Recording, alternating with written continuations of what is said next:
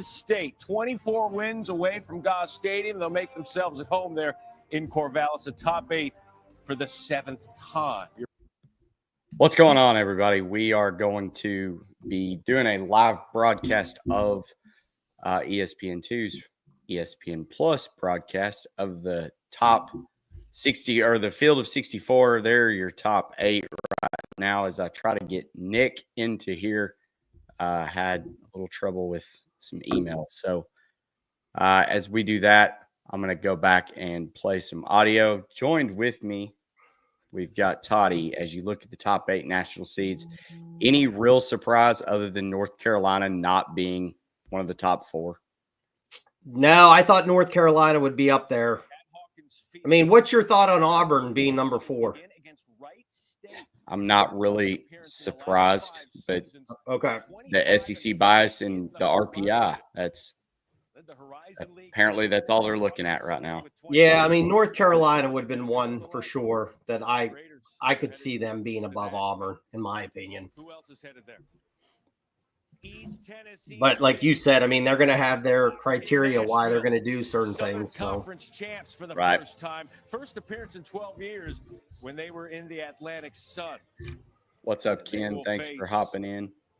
What's up, Ken? The Louisville Cardinals missed out on the tournament the last So couple Louisville of years. Dan McDonald, East Tennessee State. Back on the road to Omaha. Yeah, I feel like probably not Vanderbilt being a number 1. Right now, but for the Commodores, not second half run. Shocking. I think really Patrick Forbes, we may get They've been consistent. that regional may get a little salty with the pitching matchups there. Well, you got to like East Tennessee State can surely score. Yeah. So they can give up runs. So that could be fun against Louisville there. That could be a high scoring game. I'm most surprised with Vanderbilt. The fact that they got the number 1 overall seed, you don't usually see them put a whole lot of clout into the tournament champion. Do they deserve it? I guess. Feels good that, Arkansas swept the number 1 and number 2 overall seeds. Vandy in Texas. They will open up against the Columbia. Hattiesburg is going to be awesome. Yeah, that will be a good atmosphere. I feel like regionals and the mid-majors are always better. It's Brett Moretti and the Lions. Sam Miller, Ivy League Player of the Year. The Lions. Yeah, Southern Miss. Good chance yesterday to win. Had their opportunities, just couldn't do it. Miami. The Miami Hurricanes are as Nick hops in right in time to see Miami being announced. Miami turned it on late. Do you feel like they can make a run through this? I kind of feel like it sets up for them pretty well with Southern Miss. Oh, maybe not anymore. Not anymore.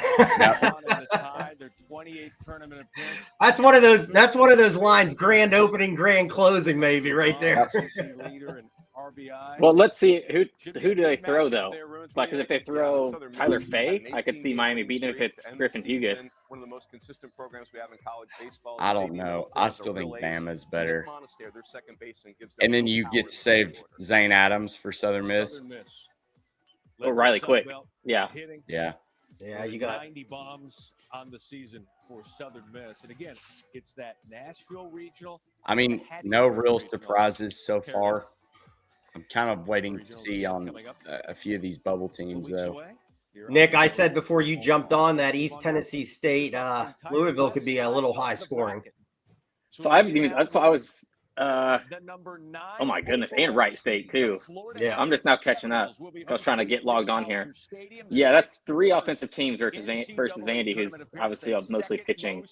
Yeah, that's an yeah. The UTSA Louisville better be set at 15.5. The Bethune-Cookman Wildcats. How about Andre Martinez hit that 2-out 3-run? Probably no surprise there. I think every projection I saw had Bethune-Cookman going there. Tournament for the first time since 2017. I don't know if you guys talked about it, but this seems so RPI heavy with like how they did the first 4. Yeah, I think it's a bad sign for teams like Virginia, Notre Dame, probably maybe Troy. So this will be interesting. And he takes them to the tournament, and they will face the hottest team in Oh. all of Uh-oh. college baseball. That's actually a pretty tough 27 draw for straight wins Florida State. led by Yeah. head coach You've Mike got Glavine. you've There's- got yeah. teams right there in Yes, Mississippi this is a State real and Northeastern that can It's an pitch. outstanding team, and, Yeah. and Florida State Like, once again earns the right if to it- play at if home. they Nobody try to in the force history of Florida this State tournament to has score finished runs more to than beat 'em. Florida State. We talked to Alex Lodi. He's got a chance to win the Golden I Slugger. Jamie don't Arnold, know. Joey Vellini. Yeah, this is a lot of Impressive pitching in this 1-2 regional. punches you're gonna get in the country. We'll see who goes Friday night. Look out for Northeastern. Most And wins in the Northeastern's what, country, 25 second most straight? stolen bases, best ERA in the country. So it's not That's going a to be pretty easy. good combo. Will Jones has Is it been 25? 27.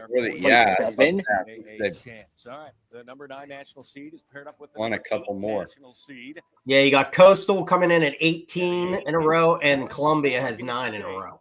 And the host there This now one sharing I don't their agree 8th with. straight I don't think tournament Oregon appearance, State hosting should have the been regional a top for 8 the seed. 11th time and the 6th time in the past. RPI, that's, yeah, Really it's just an clear RPI, that schedule RPI thing. this season. Well Join a done conference. for Mitch Canham. They got kicked out. It wasn't their it wasn't their fault. The St. Mary's Gales, West Coast Conference Tournament champs. Now let's see if they send Sweat, an the SEC head to them coach though. there. A little pit stop in I Long doubt they Beach do. for a I few bet they years. send the Came back, ACC and team. now they're back in the Or a Big tournament. 12 team. Congratulations to the Gales. Also in Corvallis. the I think USC Big 12 kind of Trojans. got screwed here. Stankiewicz in his 3rd season. 38 I feel like tournament TCU appearances should have for the hosted. Trojans. Oregon State will Now run in through the this Big so 10. far. Yeah. They will face the TCU Yeah, Horned Frogs and head coach Kirk Sarlos. Yeah. Finished I kinda like in the Oregon Big State a lot 12. there. Don't get the host.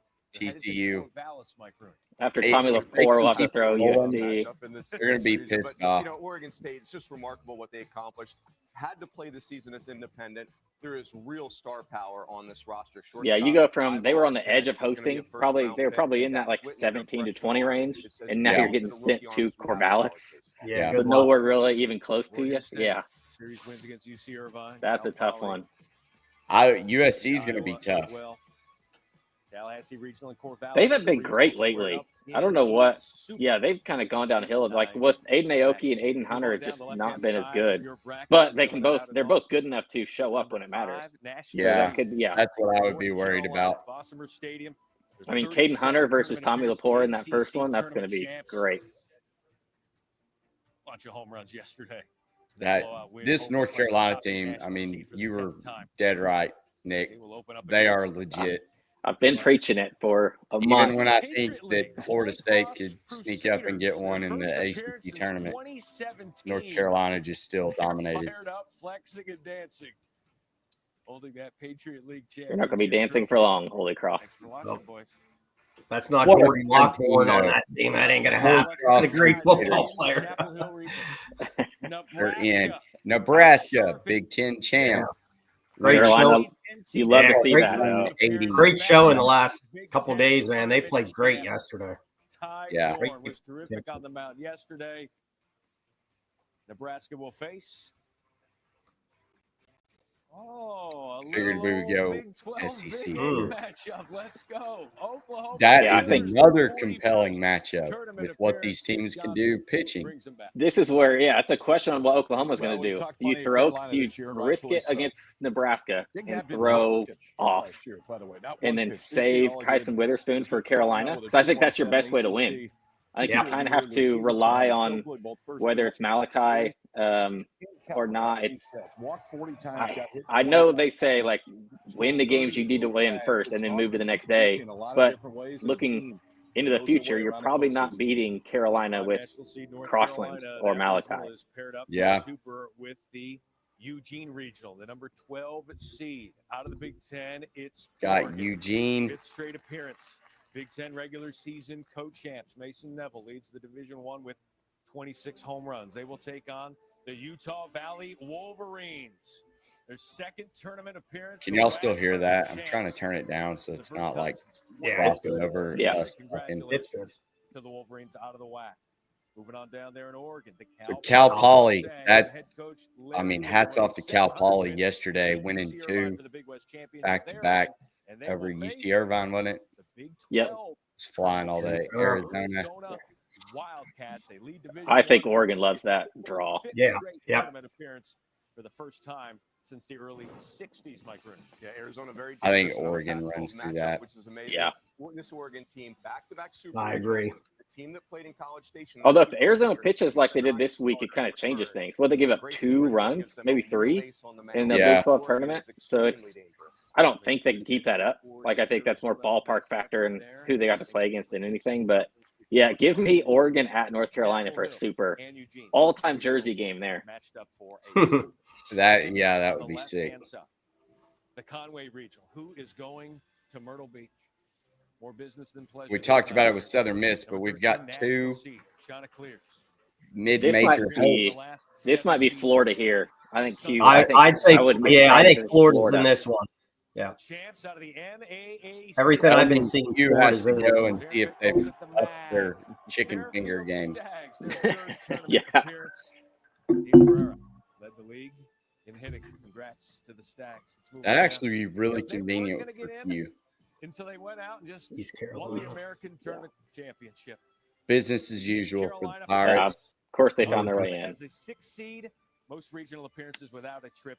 I'm to not surprised. Omaha. Are you surprised? It's delayed there. They'll be clapping in a moment. Nope, should have bet on them. I Steve will knew it. take on the Florida Yep. Gators. Good call. There we go. Kevin Hey, Sullivan, you, that just lined up perfectly for you. There it is. In the SEC, found their way back. Yep. They're going to Get your tickets now. They are going to the beach where Coastal plays pretty well, too. They love being at home, and rightfully so. Kevin Schnall, year 1, gets Coastal back. That's gonna be a So, good matchup which is too. Awesome. Yeah. Especially because of the runs that I don't know who I Gary favor, has honestly. at Coastal. Jacob Morrison, 11-0 with a 1.9 ERA. Top 5 in the country in ERA. Q at the fire and station wins today, this or else year. we would Coastal is a team get his second live in reaction the on that. I think it's 3.7 good. ERA. That number 13 I mean, I I think would feel it's- good going, you know, if obviously if you're not the host, going to a mid-major as a SEC school, you've got to feel good about that. Yeah, them going there or Southern Miss was probably the best bet. Yeah. And then Auburn getting in top 4 kind of surprises me that North Carolina didn't get top 4, but I guess it's all irrelevant. In the last 6 seasons out of the Northeast Conference. Congrats to the Blue Devils. I'm going to say an ACC team is going to be in here. This- Maybe Georgia Tech. Maybe You think Wait. Georgia Tech will go to Georgia? no, I think Georgia Tech ends up in Tennessee. They're headed to some good weather there. Yeah, that makes sense, too. That's and Hatters out of the A-Sun will face NC State. That's a pretty good draw for Auburn. To be Yeah, it is. honest. For the Wolfpack. But that's why if you're a top 4 seed, you're supposed to be rewarded with that.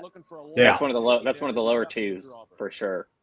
NC State, really a tremendous pitching. So, I mean, almost 300 of y'all watching right now with us. Is there any things that have shocked you so far? I mean, any matchups that you're just an ace on the mound that can match thinking, oh, this is an upset special waiting to happen? Because I feel like most of these seeds have gotten, I mean, outside of a couple mid-majors, I think Florida could end up coming out of that regional. For a super region. I think Bama could come out. Where are they? Hattiesburg?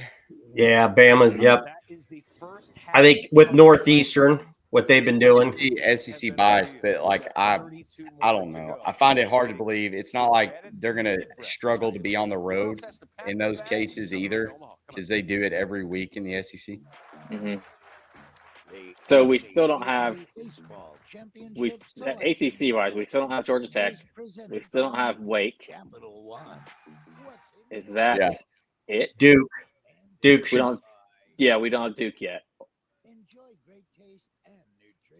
And like I said, I don't think we're getting Virginia. I don't think Notre Dame's making it. no, I think Notre that you can't lose to BC in the first round there. I'd be shocked if Notre Dame's in. Same with Virginia. You can't just like that game that meant so much for you to get in the tournament possibly, and you make what 4 errors and get boat raced in embarrassing fashion. Somebody was talking about UConn earlier today. I think UConn's in. Yeah, UConn. Yeah, UConn has to You would be. have to think they're in. We haven't seen West Virginia either, which could also be another one in Knoxville or Georgia. Both of those would work. Buy for $10 at KFC, $10 Tuesdays, and this is what you can buy for $10 at a coffee shop. Kansas. Yep. Kansas is probably going to Texas, I think. See, I think they're going to go to Arkansas. Oh, I could see that too. Yeah. I think it aligns too because, like, I feel like Arkansas, Kansas has played each other in football and bowl games, basketball. I mean, how far of a trip is that? It's probably only, Over what, the 4 or last 5 3 hours? years, it's like Ultra-filtered milk makes every moment better with 50% more protein and 50% less sugar, plus a creamy taste that makes that smoothie even smoothier. I can't wait to see who Oh, we puts money on to Arkansas- win these regionals. what do we have left? UTSA they'll be in Texas. Yeah. Well, the question is, are they a 2 or a 3? Because they might have earned a 2 seed. And if they're a 2, I don't think. I don't know. If they're a 2, are they, I guess, a low enough 2 to end up at Texas? That is possible. I could definitely see that. I'm going off RPI. Cincinnati. Mhm. Yeah. Cincinnati's another one. I think Big 12. Yeah. What are your thoughts on Arby's? I think it's vastly overrated. Comment Curly on, fries. I love the curly fries, but that's gonna comment on the commercials. about it. Just don't understand. People are like, let's go to Arby's. It's kind of like such a niche. It's like Long John Silver's. Nobody's Arby's is fantastic. What are you? nobody's Don't big. bash Oh, Arby's on the show. Arby's. Jeez. I just feel like it's like, ugh. There goes a future sponsor. Back in the day, you could get like 5 sandwiches for like $5. Back in the day with Arby's, man. And now they all cost like 7. Yeah. Yeah. Fantastic place. Ryan Hyatt just tweeted out, must watch if you love college baseball. Appreciate it, Ryan. Yep. Thanks, Ron. Big supporter all week. We haven't seen Eminem. appearances, and me and old Tim Murray are on a little heater right now. Started with Ole Miss plus 225 and Nebraska plus 190 yesterday. Good times. Yeah, that was an easy winner last night. It's nice when you just have that nice coast game. Like you just feel good. Yeah, that's how I only made the one bet yesterday, which was the Clemson over. And that was like done in like the 4th inning. Yeah. Our last 2 overs, Nick, have been, Talking about college that baseball. East Tennessee State one on Saturday was really 20 minutes, and the best comment we get is Arby's has the best curly fries. Hey, that's what I said. Y'all are there for the food. College Texas. baseball is just an extra. So Texas, any shock that they didn't get the 1 seed? No, I think That was Vandy. kind of the I notion. think Vandy played their way in. I think if somebody else besides Vandy wins the SEC, I think it stays with Texas. But I think you need to reward that conference championship and the run they went. They smoked Tennessee. They won the championship game. The score wise ended up close, but they never felt like they were really in danger. no. Kansas State to Texas could be a little dangerous. In the Big 12 for Kansas State, they will open up again. This ACC. is UT. Yep, UTSA. they are. UTSA So they were one of the bottom 2 seeds. 23-4 in the American. That's kind of an easy draw for Texas, I feel like. I think UTSA beat Texas earlier in the year. Yeah. I mean, midweek, obviously, but For Texas, started 19-2 in the SEC. Ended up Kansas State with Jacob Frost. Pretty complete Texas Can they team. beat? Injuries got them throughout. the I don't know. season. I mean, They get UTSA is going to back. throw It's Zach big Royce because this against offense Kansas could State, really won't use they? it. yeah, Dylan 1,000%. Galantis, the SEC freshman of the year, kind of does. Yeah, I that. think when you're one of those mid-major teams, like I mentioned it earlier about Oklahoma, but that's because you know, like your 2 or 3 guys are like how legit they are. I think when you're UTSA, you throw your guy and you win game 1, and then if you have to rely on shootouts the rest of the weekend, that's what you rely on. Yeah. UCLA gets in as a host. So Irvine will be there too. Yeah, Irvine, Fresno. Yep. There we go. So who's there? Could this be Cincy? NCAA tournament appearance. Did they get a Big 12 team or an ACC team? I think Big Or an SEC team. Oh, Arizona. So there's a Get the bubble. Big 12. There's a bubble team. Head coach Willie Bloomquist. This was certainly a relieving appearance for him. and This the is program. Irvine. That could be. NCAA tournament Yeah. appearance. They'll take There we on go. UC Irvine Anteaters. They've been the class of the Big West all I- season long. It's one of those. Any of the 3. I wouldn't be shocked if any of those 3 win it. like Arizona State's shown they can get hot at the right time. One of the best defensive clubs. The thing UCLA, about it is, I'm not sold. Like, I don't know what to think of UCLA. it's going to, I know, me either, but it's going to set up so they're going to throw Ben Jacobs and Riley Kelly and Irvine and Arizona State in that game 1. And then UCLA just kind of gets to coast. Yeah, the thing is, both those teams can slug, though. So it's like, if you think about it, they are both have a better offense than UCLA, I think. I don't think the numbers say it. Like, I think WRC plus, I think UCLA is the best of those 4. But I don't think either UC Irvine and Arizona State aren't scared of getting in shootouts. So Ole Miss in they're back in SEC champ as the 10. As the 10, I think you see West Virginia here. The Racers. Oh, that would be fun.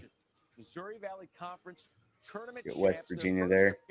West Virginia, Wake is still there. That would fit. Duke would fit. Moving on down. Western Kentucky Oh, Western Kentucky. Dangerous team. As I Very. put throughout the regular season, those top 8 teams in weighted runs created in Sierra, Western Kentucky stuck in there several times. And Georgia Tech. I'm glad to see an ACC team that's got some pop. Let's test this Ole Miss team. The pitching staff for Ole Miss looked fantastic through the SEC tournament. I mean, allowing 3 combined runs between Arkansas, LSU, and Florida. Yeah. That's good. Now you get Drew Burris and company. And I'll tell you, did you see them? There was no reaction there at all. You can tell they're a happy group of guys. I think they thought a little bit we got winning the ACC and not getting a lot of love, maybe, I guess. Yeah, I agree, Mike. Oxford Regional looks tough. Yeah. Ole Miss and Athens. Well, that's what during the press conference, like Drew Burris didn't hold back. He was actually asked that question. He's like, what do people think? Like when they ask you about that, and he's like, well, we can only play who's on our schedule. Like, that's like, I get people, he even said, like, I get people questioning it, but we can't play teams that aren't scheduled for us. Yeah. The Binghamton Bearcats out of the America East. And as always, we'll do our toughest regional. That's always fun to see where the win probabilities stack up, to see actually who got the hardest draw. Oklahoma State. Oklahoma State is in. Good. I think they deserve to be. Yeah. Playing well. Yeah, their last like month. Yep. Yeah, they weren't even about a month ago. They weren't even close. It was like their season was over, like everything. Duke. I kind of like that for Georgia. Yeah, I think Georgia. That's easy. I don't know. Yeah, ton of power in You that got a region. couple Georgia, one teams. of the best home teams. I mean, Oklahoma State's kind of done it with pitching. Like Yeah, Duke which is- done it with hitting. Yeah, I think if Oklahoma State was more offensive like they have been in the past, I think that Georgia would be worried, but I don't think Georgia's worried about these offensive teams. Like, I think Georgia would have been more worried if you got like a Georgia Tech or if you got like somebody like that that's like extremely offensive and they can just bang with them, because then that's when it can cause issues and get one of those like weird 15-13 games that could go either way. Duke is third in the country now in weighted runs created. Yeah, which wouldn't think it. LSU. For the 28th time. All right, Mike. Great duo of arms. Kate Anderson, Are you Tigers? Anthony Ayers. Yeah, they're They have. They will face the Little Rock. Oh, man, Little Rock didn't come to Fayetteville. I thought that was an automatic one. I know. That made more sense than anything. Win the conference tournament as an 8 seed, their first So I think in 14 That's so good is for Tennessee going to be the 11 here? They will face Who else is? Rhodey. Rhode Island. That's- I mean, So goodness. as of right now, LSU kind of has a cakewalk. Does this mean this is this? I don't know who the two can be to make this tough enough. 9 years. Highest scoring team in the A10. It's blurry, but they're happy. And they will face the Dallas. Oh, my Baptist gosh. Patriots. LSU, welcome to the Super Regionals. Conference USA, the Patriots get in On Memorial Day, they're I mean, Maybe. Dallas Baptist is dangerous. Yeah, they're not a obviously. bad team. I wouldn't say that's but that's pretty. They really lucked out there. Like I said earlier, if you're an SEC team and you're looking at Mike's having feeling good good. figures, you've got to feel good about that. Yes. Mike, don't get too cocky though. You never know.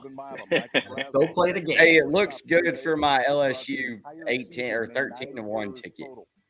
Let's go. Let's get that one. Jared Jones is always going to hit. Start of the year 22-1. So Clemson's the 11. Okay. Staying home. That LSU regional paired up with the Clemson regional. Eric Bakich, Another season dangerous back team. in. Boy, they've had some He great said, "No, no, no, I postseason remember games. Stony It's not Brook." the greatest outcome. Yeah, that's a great call. We always remember one. South Carolina Upstate Spartans. Third time's the charm. Third straight year playing in that Big South. I'm sure they played. Championship I have to game. look, but I'm get sure their they played first twice title. this Head year. Coach Kane Sweeney Yeah, is I the think older he just brother said third time's of a Johnny charm. Sweeney, Oh, okay. who has 17 bombs for the team. Gonna be a great matchup. Kentucky. There's Hey, the team. Kentucky. hey, gotta switch real quick. Hey, They are in. Would you not think they're going to make it in? oh, you Yeah, never that's know. You about- never know. D1 baseball actually had them as the last four out Kentucky as of will last face- night. Oh, this will be juicy. Oh, West West Virginia. Oh, Buckeyes, boy. their 16th Ooh. appearance. 3 straight seasons. You talk on like the field that's for the those are first two time similar since the styles right 60s. there. West Virginia and Big Kentucky. 12 regular season champion. Yeah. Todd Harris No will be one's more happy. battle-tested in the postseason than Clemson. Season Their is offense prolonged. grinds out at bats. It's one of the best bullpens in the country. And Cam Canarella, their center fielder, is just a different human. So as of When the right postseason now- happens, unbelievable what he's pulled off in the last 2 NCAA tournaments. Lost in the Super to Florida last year at home. Lost to Tennessee. Bubble seeds that got in, we've got Those SEC what? clubs. There's one of them in this field. They're Kentucky. regional. Kentucky, Oklahoma State. Arizona State. Arizona State. Oklahoma On this State. season. And that Clemson So we've regional, got no Virginia, no on the bat. Troy are probably the closest. Southeast Louisiana, I think Troy's out. Part of the bracket. UTRGV probably out. Tennessee did not- So I didn't was sweep convinced this Troy was year. out, but then the They fact that went they into gave a the series two Sunbelt teams last both couple of months hosts either, but kind they of tells me they might look highly national on champs like those top face three. the Miami of Ohio Or they just Red completely Hawks. separated and Won said the it's MAC those two. championship. First time in So we're 20 gonna years, get third a bid in this field Arkansas, this Tennessee century rematch. for the Red Hawks. Congratulations. So this will be to head ETSU coach here. Ryan Smiley and the Red Hawks. Elsewhere, What? the Cincinnati Bearcats. Ooh, they like to swipe some bases. Wow. Okay, I don't like this anymore. If that's the three, 7th tournament appearance. Carrington Cross, Big 12. Feel like you are fine. They will face the Wake Forest Demon Deacons. Head coach Tom Walter. And I mean- their Okay, I'm kind of 17th okay with tournament that. Appearance. Matt Scannell, great addition. Kate Lewis, Y'all can win great that. addition. Yeah. yeah. I I'm don't okay with like. that. I don't like the Arkansas, Tennessee. and I know that Mississippi. sucks that This both whole our regional it's sets impossible up. You now look for at both our Tennessee, teams to be in and people Omaha. forget they lost 5 guys off the national championship club. That They hit sucks. at least 20 home runs in their entire starting rotation. Yet now they find themselves back hosting a regional the following year. Yes, maybe not as dominant within the league as we thought. So since you'll have to throw Nate Taylor, obviously game one against Wake. Yeah. I don't know what Wake does pitching wise. Their starters have been awful We head to lately, so who knows what they're going to do. Arkansas, Von Walker Stadium. Dave Van Horn hasn't won a national title. So, yet. no It's Little only a Rock matter of here. time. More than 900 wins. I'm guessing Girls in the regional Kansas for the 12th as the time. 2, but Vahiva, I have no idea what they're going to do Malloy, now. and his brother, Dioe. Okay. Dio, excuse me. I'll take the 20 and 32 team. Out of the summit. Yep. Out of the Summit League, their 4th NCAA tournament appearance. Really surprised they beat Oral Roberts. Yeah. Yeah. Who else is there? Creighton. Creighton as the 3. The Big East. And then tournament, Kansas and is they the are 2. in. Ed So pretty much in Service line his with what final year as everybody, the I think head coach of 11.7 Creighton and D1 and Yeah. both gets into the projected, field. And they will face with the Little Rock being the Yeah. 4. the Kansas Jayhawks. Big 12 Coach of the Year, Dan Fitzgerald. I mean, They are into the field, went 20-10 Kansas throw vaguely. in the Big 12, finished 2nd in the league. He didn't even been their best one. I think what's his name? That's always the case. Is Cooper it Moore? Harris? Brothers Cooper and Moore, not Charles yeah. Howard Cooper Moore has been. really I think changed Cooper the Moore's look been their of this best arm offense. this year. They always pitch this might be the most complete team in this NCAA tournament. See, Mike Rooney's still talking highly on the Hogs about being the most complete team. I don't know.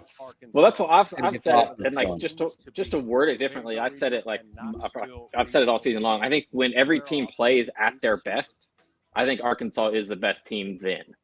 So it's like, how often does that team show up? Louisiana serving this year as the selection committee chair, J.R. I agree. Jay, thanks so much for being with us. How would you best describe the challenges of this selection process?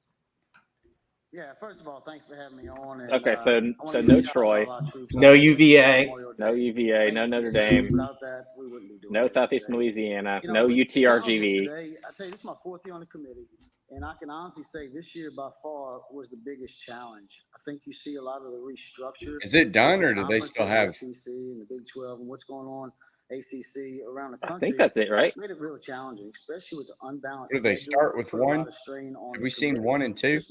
Yeah, because they did 1 and 16, and then they did 2 and 15. I want to get into that in just a moment. Let's right there. The bubble, last 4 in, first 4 out. Yeah, UConn. Alphabetical order. Wait, hold on. Let's hear who it was. Kansas State, Oklahoma State, USC were the last 4 in. Southeastern Louisiana, Troy. So UConn left out. I didn't even think about that. Yeah, first 4 that's out. crazy. I want to zero in there on UConn. Here. Yeah, come on, man. Just ruined Jeff's Memorial Day. Jeez. North Carolina's only non-conference. And obviously no Texas A&M. Yeah. They've been terrific since. No shock there, but why is UConn not? I know I had several people in my DMs talking about, was A&M worth 200 to 1 ticket?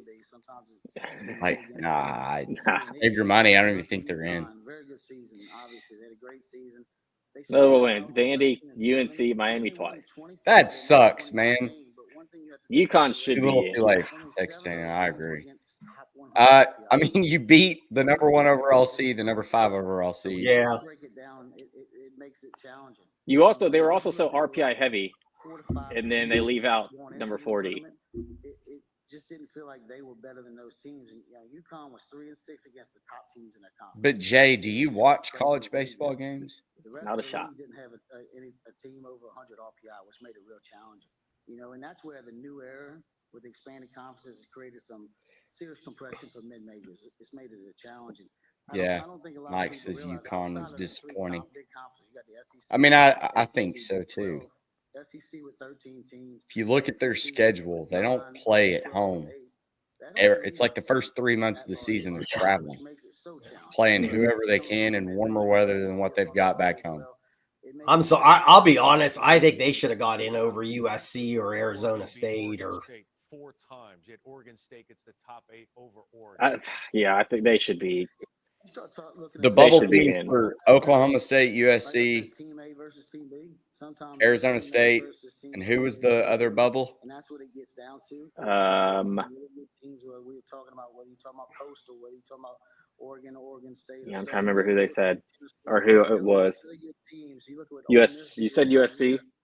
Yeah. Stronger and stronger each and every day of what they did. Is it Creighton? Or did they win? No, because Creighton won. They won it, yeah. So it wasn't necessarily Oregon versus I can't remember who they had in that graphic.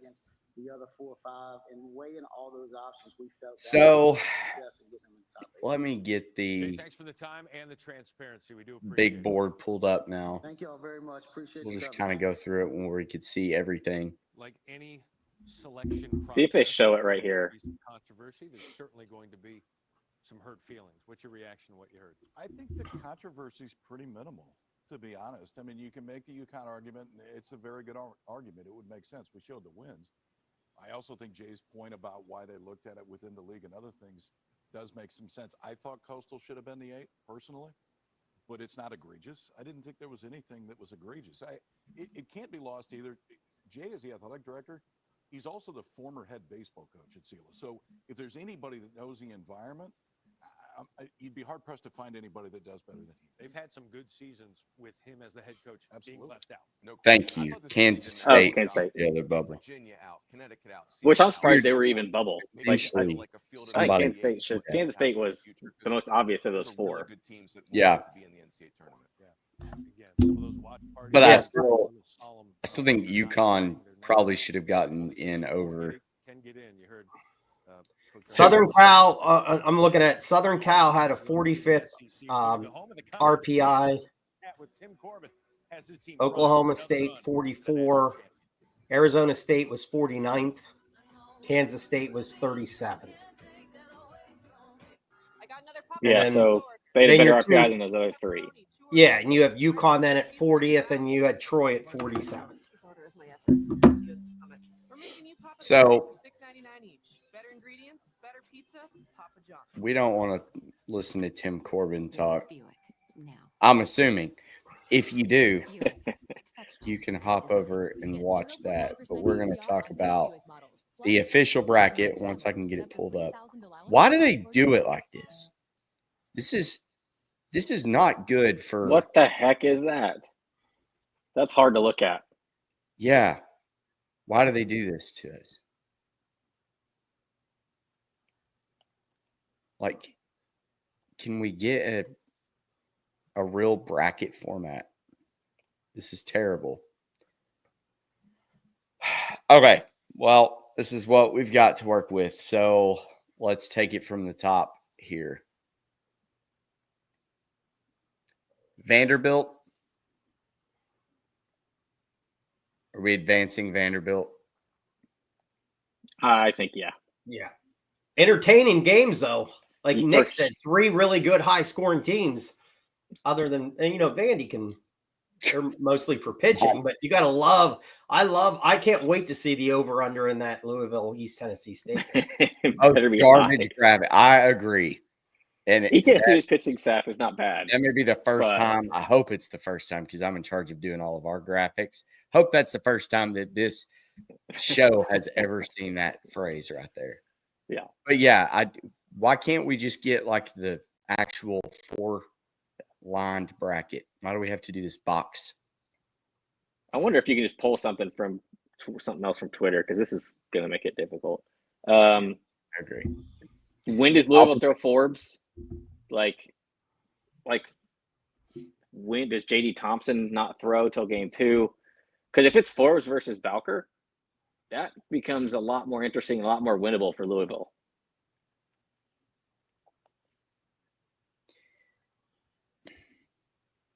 I think Vanderbilt is doing something special this year that they haven't been able to do in the past, and that's hit the ball. Yeah, literally. That's it. So they're number 1 in Team Sierra, so we know the pitching staff is good, but now they're hitting. And I just feel like when you combine the two, mixed with the fact that you've gone through the SEC schedule, they're an Omaha team. I think so as well. Do they get Alabama though? Can I just say one thing? Watching their game, I'm gonna have to have it on mute. That guy that whistles nonstop, I just can't deal with him. So yeah, could be on mute. I think it is incredibly distracting, annoying, and inconsiderate. And if you're a fan of the Vandy Whistler, I don't know what you enjoy about it. It's not fun. No. Okay, Florida State. Well, let's just get rid of the top. All right, so Texas. Do they have an upset brewing in this at all? Because I don't know if either one can do it.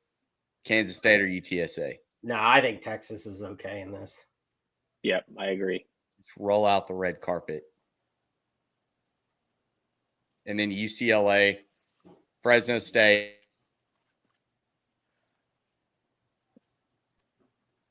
Yeah, I mentioned this. Arizona State. I can see someone for sure getting through than UCLA in that one. Like Irvine, Nick said, Arizona State can catch fire here and there. Yeah, I think that one could be an upset. That somebody else could be coming out of that one. Yeah, this is one where this is going to be fun for the betting numbers. Let's see who because UCLA will probably be the favorite. And if we can get Irvine at maybe a plus like a 280 or something, it would be around what I'd say they probably end up. Wouldn't hate that. Arizona State will be probably plus 350 or so. I don't know which of those two, but I could easily see either UC Irvine or Arizona State coming out there. Sean says UC Irvine. Just he was early on in the season saying UC Irvine. I think this way too. I think if you're Texas, I think UC Irvine is probably the last team you want to see. Like, I think you'd be much happier and much more comfortable playing against like a UCLA or an Arizona State than you would UC Irvine, just because of what like they can do. Well, that will go to Texas, big ballpark with those offenses too. That kind of can go. That can help Texas there with the bigger ballpark with those teams that can. Still trying to get a different graphic pulled up. I saw the one you sent. It's vertical though, so it's gonna. Yeah, I tried to send one. There was another one I was gonna send to you. I lost it though. I can't remember who put it out.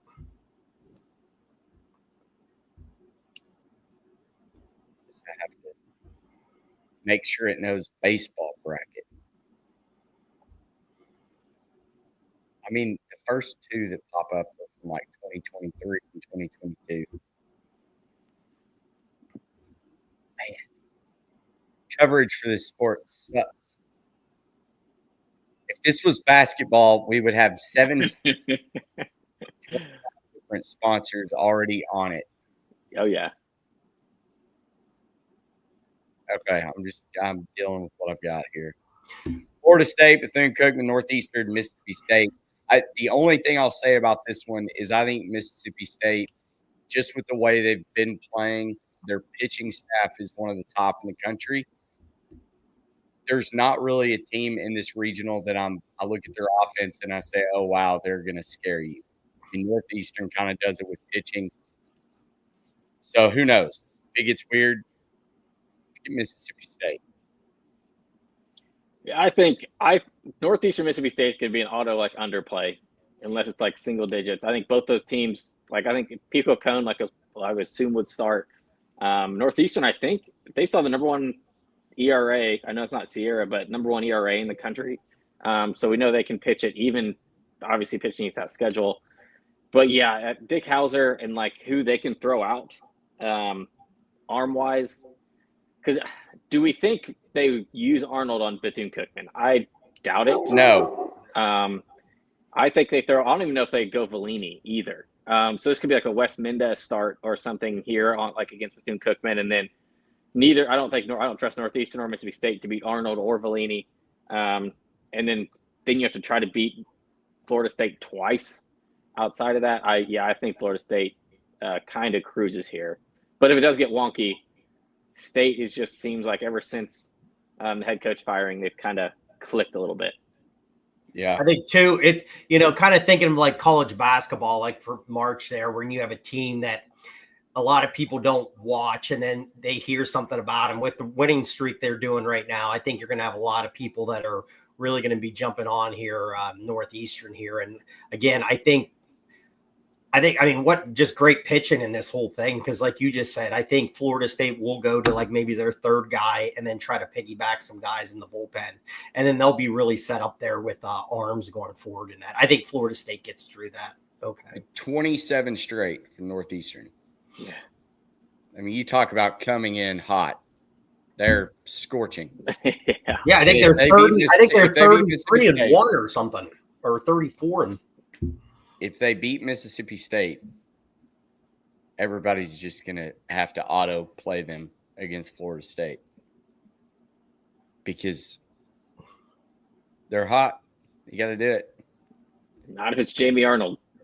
Pico Cone. Is he going to throw against – who's their ace? Avon Cabral? That sounds right. There's 2 of them. They have 2 guys that are basically aces, like stat wise. Because I was looking at. Well, apparently they have 27 of them because they they don't have a Sunday guy. They have like 3 Friday guys. Winning 27 straight, and that is impressive. Their last, Matt, I just looked it up. Their last loss, Northeastern, was April 6th at Campbell. So yeah, I'm worried about their offense though. Like we saw, like even during that streak, how many times do we see graphics of them winning like 1-0 or 2-1 or 3-1? So I just worry about that. I worry about their offense, even if their pitching can keep it close. They're just absolutely trashing in our college baseball group chat. This is freaking hilarious. Oh, yeah, the selection show was bad. Alfred Esmond said, in playing Western Kentucky and Oxford, Georgia Tech's reaction on camera. Then it's just like nothing. It's like they're getting hyped anything up. Are they expecting to get the same reactions like they get during March? No, but the thing I mentioned about the Georgia Tech, because I don't know, the one guy right in the middle sat like this and didn't move at all. Yeah. Ben said they're going to rip straight down that RPI, aren't they? Yeah. Not quite, though. Otherwise, UConn would have been in. Didn't Southern Cal have better? No, that's what UConn's was better than three of the only team on the Final Four in that had a better RPI was Kansas State. USC's was worse, Oklahoma State's was worse, and Arizona State's was worse. Did you guys read the thing I just sent you about UVA? Yeah. And I think that was one, I didn't even think about it, was those they did lose 3 games there to Florida State. Because that shooting on campus that they didn't play. But let's be honest, they were probably going to lose that series. Yeah, they probably would have. Yeah, but I don't. It does suck. But they also had plenty of other times where they could have made up for absolutely, absolutely. But how often has that happened, if ever? Number 1, number 2 preseason completely missed the field. Yeah, that's wild. We all bought into him, or at least I know I did. All right, then we've got Ole Miss, Murray State, Georgia Tech, Western Kentucky. This is a salty regional, man. All right, it is. I'm not happy if I'm Ole Miss. I agree. I think Georgia Tech, especially like if anybody has the largest like chip on their shoulder coming into the tournament, you could argue it's Georgia Tech. You win the ACC outright regular season. You I can't remember who they beat in the tournament, but it wasn't Cal. So that wasn't like they didn't even get a chance to basically didn't get a chance to prove anything there. Because Miami got upset by Cal, because that would have been a good booster.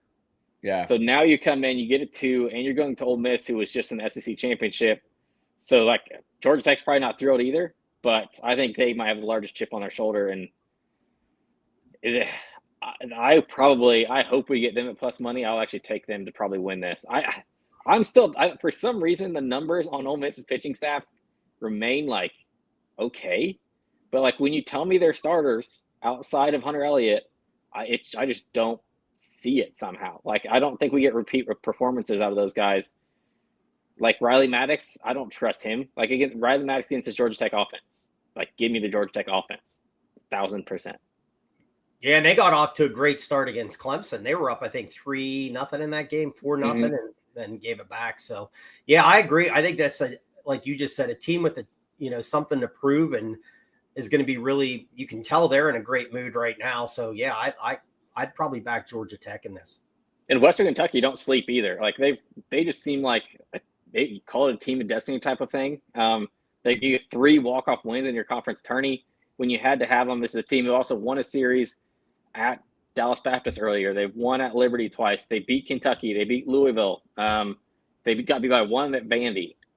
So it's this team is the real deal, especially for a 3 seed. So that's not going to be easy there. So to close out the regular season with conference tournaments, you have Vanderbilt, Tennessee, Arkansas, Mississippi State, LSU, UC Santa Barbara, Florida, Auburn, Ole Miss, Texas A&M as your top 10 teams in pitching. That's a lot of SEC pitching staffs that are going to go up against offenses that haven't seen the type of talent Yeah, but I would say Georgia Tech's offense would be a good offense still in the SEC. So I think I can contribute that. Their pitching staff, on the other hand, no, not so much. But I would still say Georgia Tech's offense is up there, would be like top half of SEC offenses. Yeah. Duke being the best Power 4 team in weighted runs created surprises me. Then it's Tennessee. Then it's Arkansas. Rhode Island is 6th. UConn was 8th, not in the field. UC Irvine is 10th. Southern Miss is 12th. UTSA is 13th. Western Kentucky 15. There's a lot of teams that are going to be able to rake in this tournament. Mm-hmm. But can they do it against pitching staffs that are better than what they faced all season to get these stats? I don't know. That's why there's a lot of value in what we're doing with our regional projections, because that takes everything into account. Yeah, and even we say this this kind of, when these brackets come out, like it's easy for us to say, like just from first glance, it's like, okay, like obviously all these number ones feel like they have a great, like big advantage outside of what have we named, maybe 2 or 3 of the 16 regionals where it's like, okay, they might, like that's probably a tough one. But crazy stuff happens every year. Like look at the Oral Roberts run. Look at what Evansville did last year. There's just like things, just crazy stuff happens. And I promise it'll happen somewhere this year. But it's impossible to predict where. Site projection has Georgia Tech minus 135 over Western Kentucky. That's not a huge margin. Mm-hmm. But say they win, then you get Georgia Tech, Ole Miss. Ole Miss minus 156. I think they probably come out of it. Yeah, this is one I would like. Gun to my head, I would say Ole Miss. But if you're going to give me like a plus 200 number for Georgia Tech to come out or a plus 300 number, I will take that. Yeah, I wonder when odds come out. We may have to do another show just about that. Because if you've never played the to win a regional market in college baseball, it's so fun and it is like the proverbial crack. Yes, for college baseball fans. So much fun. Because if your team loses, it's not over. You didn't lose the bet yet. You get 2. Georgia, Duke, Oklahoma State, Binghamton. This may be the toughest regional. You're higher on Oklahoma State, though, than I am. Like, they've been good. Like, Bodendorf, they've been good lately. Their pitching staff is good. And Duke's offense, I can't bet them or bet against them to save my life, but I swear I'm like 0-5 whenever I bet on or against Duke. Yeah, Duke's a tricky team to bet with. from literally week 1 on. Like, how many times this season have we said, I'm not betting another Duke game the rest of the season? It's like, oh, I really like this matchup. Owen Prosch has been great. And it's like, he can't get out of the first inning because he's given up 9 runs. Yeah. I think Georgia's going to be fine in this one. I think, and I've been coming on. I've been listening to Matt a little bit about Oklahoma State because I've bet them a little bit, and I think a team that's got hot as the season's continued on and stuff. But I think this is going to be. I think Georgia will be okay in this. Well, I mean, when you get one of the best pitchers in the country in Bodendorf, plus 110, plus 125. Kind of have to bet it. Yeah, but you only use him once. And that's I think that's part of the problem. I'm trying to look up let me see because I know that this winning streak, I'm trying to see who Oklahoma State has done it against. Sorry, I'm on my phone so it's Arizona State, Baylor, UCF, Houston. There is a Cincinnati win in there. So outside of that, though, like really, like UCF at home, Baylor, the Arizona State one was a borderline team, so that one's a good win. But outside that, then you're Houston. So it's like, I don't know. There's an Oral Roberts loss in there. They got run ruled by Oklahoma.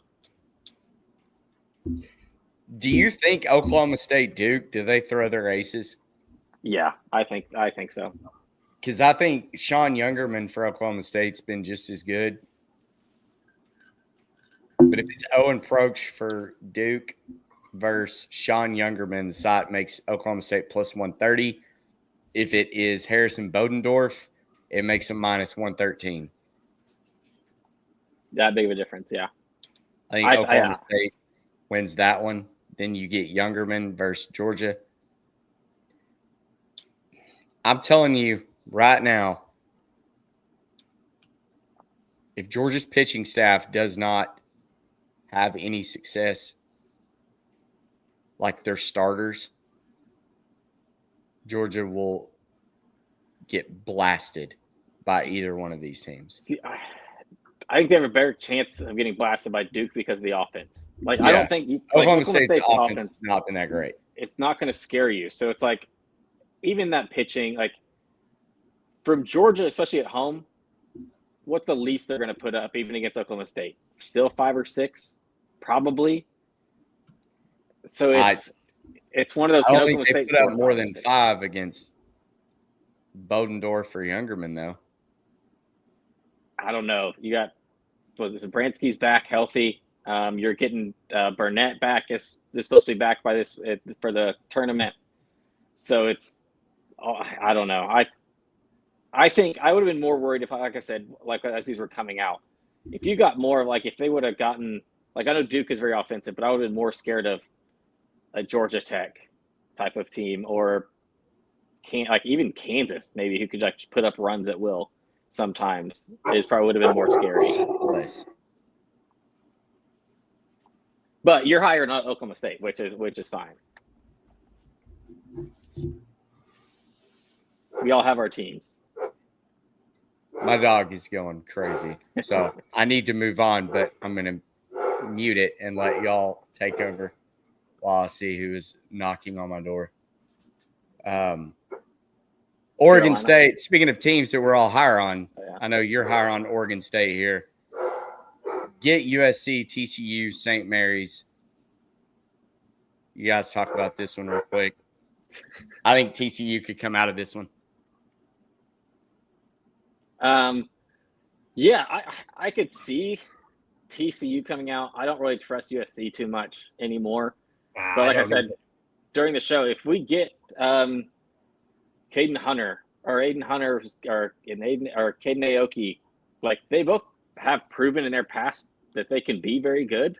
So if them as aces show up, that kind of makes it tougher, especially against a TCU offense that is good, not great. They've been a lot better lately. I will definitely say that. They've been a lot better lately, but I still don't like, and I don't trust. I've been high on Oregon State most of the year. I trust them to get out of this, but I don't trust them any further. I would say right now. Their starting pitching like worries me. Like if you're relying on Nelson Keljo as like your number 2 or number 3, your best arm is a true freshman, and true freshman like that. You don't really want true freshman being your number 1 arm in the in-state tournament. It doesn't usually work out too well that way. Outside of, I mean, there are certain times, but very rarely does that work out. So, yeah, I don't know. I would say it's either TCU or Oregon State here for sure, because you're probably getting Caden Parker against Dax Whitney in game 2. So I don't think that's a full-blown like guarantee for Oregon State for sure. They're so good at home. I mean, we talked about it last year. You know, they struggled going on the road a little bit last year, but they're so good at home. I'm not high on USC. Yeah, TCU, good team, but I think Oregon State's the play there. I think they come out of there. 17-2 at home. So that would, So that means they'd have to lose the same amount of home games within a weekend as they have all season. Yeah, I don't see that happening. Kirk Saarloos was hyped up. I hope I'm okay reading our tweets from this group. It's like the greatest minds of college baseball. But Noah Darling, College Baseball Central, he sent Kirk Saarloos a DM last night, said horrible when the hosts were announced. And his response back was just LFG. And I said, Saarloos ain't worried about it. He ain't worried about not hosting. He knows what he's got. They're going to be pissed off. I think Yeah, TCU. I still think they were probably the third or fourth, like outside looking in. Like Yeah. I don't think they were as close as people thought. Per me, at least what I think. I think Georgia Tech probably has the biggest gripe out of anybody, and then you can look at Florida being right there, how hot they've been, but didn't help themselves. Bama, also, like I would say, Bama would have been a better host or more deserving of a host than TCU as well. So it's I don't know, but I get like, hey, every coach this time of year, you want something to show your team and you want some fuel to add to the fire. So it's like whatever you can get right now, you take it. North Carolina hosting Nebraska, Oklahoma, Holy Cross. I think Oklahoma is the intriguing one here because, yes, what do they do with their pitching staff? Do you throw Kyson against Nebraska or you hope that they can go out and win that one without him? Ty Horn was fantastic in his last outing for Nebraska, though. If they throw him, I don't know if you chance it. But then it puts North Carolina in the driver's seat because you don't have to throw Jake Knapp against Holy Cross. Probably. Yeah. But you can if Kyson Witherspoon throws, because then you still know you like, and that's why I've been so high on North Carolina. No matter what, you have the pitching advantage. Like whether you bring out Jason DeCaro in game 2, like Aiden Hawk in game 3, it's Folger Boaz is another guy who's been in the bullpen this year, but you know he could start because he has so much in his career. So I really like Oklahoma's best. I don't know if they do it. Oklahoma's best chance is Kyson versus Carolina in game 2. But it is tough for coaches to say, just to kind of want to guarantee a win without your best arm going. Smitty. No, I agree with Nick. I think they're going to have to hold them. But, I mean, that Nebraska team, I was really impressed watching them over the weekend here. I think they're going to have to hold their ace, Oklahoma, to play Carolina. But I love this Carolina team. I think, we said in the preseason, the first guide that came out, the pitching depth is there. They have some good bats. I think North Carolina is okay in this, and they're going to continue, and they're going to move on to the Supers. I also wonder, and I know Nebraska played good this week. Also, like to get the Big Ten tournament basically at home, like that I think that had that was a sea of red. Yeah. Oh yeah, it was great. Yeah. Home field advantage was key. It was all week. So it's like, I think Nebraska turns back into the pumpkin that they've been the entire season. Well, I think they finished 8th, I believe, in the Big Ten. Who we found out Big Ten got 3 teams in. So it's just, I don't know. I think Nebraska's kind of just done here. I'm not going to say that a team won't throw their ace against a 4 seed because we all remember when Paul Skeens threw against Tulane. And everybody said, Jay Johnson, you're an idiot. What are you doing? What did they do that year? Where did they finish? I think they won it all, Matt. Yeah. Works out. Yeah. It tracks. Hayden Smith, we saved him twice. Both times. At home. Maybe it doesn't work. Maybe you just keep your normal thing and you don't plan on, we're going to win throwing this guy. Does Jay do it again against Little Rock? Do we see Cade Anderson? This is where – hang on. Sorry. I know I just asked a question and cut you off. But this is where it's so important to have 2 trusted arms. Yep. Like when you can say this is 1A, this is 1B, doesn't matter when we throw them, how we throw them, how long we throw them. If you can go 2-0 in the regional – and the super regional, if we're being very literal, you're in a great position. If you go 1-1, it's a lot harder to fight your way back through the losers bracket. Anyways, that being said, LSU with Ianson, Anderson, either one is going to run rule Little Rock. Yes. Not much else to say. But you even that like when you asked the question, like you said exactly what I was going to say. It's like not every team can hold back number one because like he's like heads and tails just like so much better than the number two. This kid, that's not the case. Like Cade Anderson's obviously been the number one. Anthony Ison's not far behind. Like he got snubbed from being first team All SEC in my opinion. So I know they gave it to Zach Root, which is your guy, but I don't see how he was better than I don't see how he was better than Anthony Ison this year. Yeah. So yeah, I think this is the case where it's if you're LSU, just stay in order. You should probably get through this. I assume though Dallas Baptist they'll probably stick to what they've been doing, which is like what's his Ellington or why am I drawing a blank on his name? Their number one, Ellwanger. Ellwanger, yeah, who's their number one, but he's been throwing Saturdays. So it's like that's already set up for them.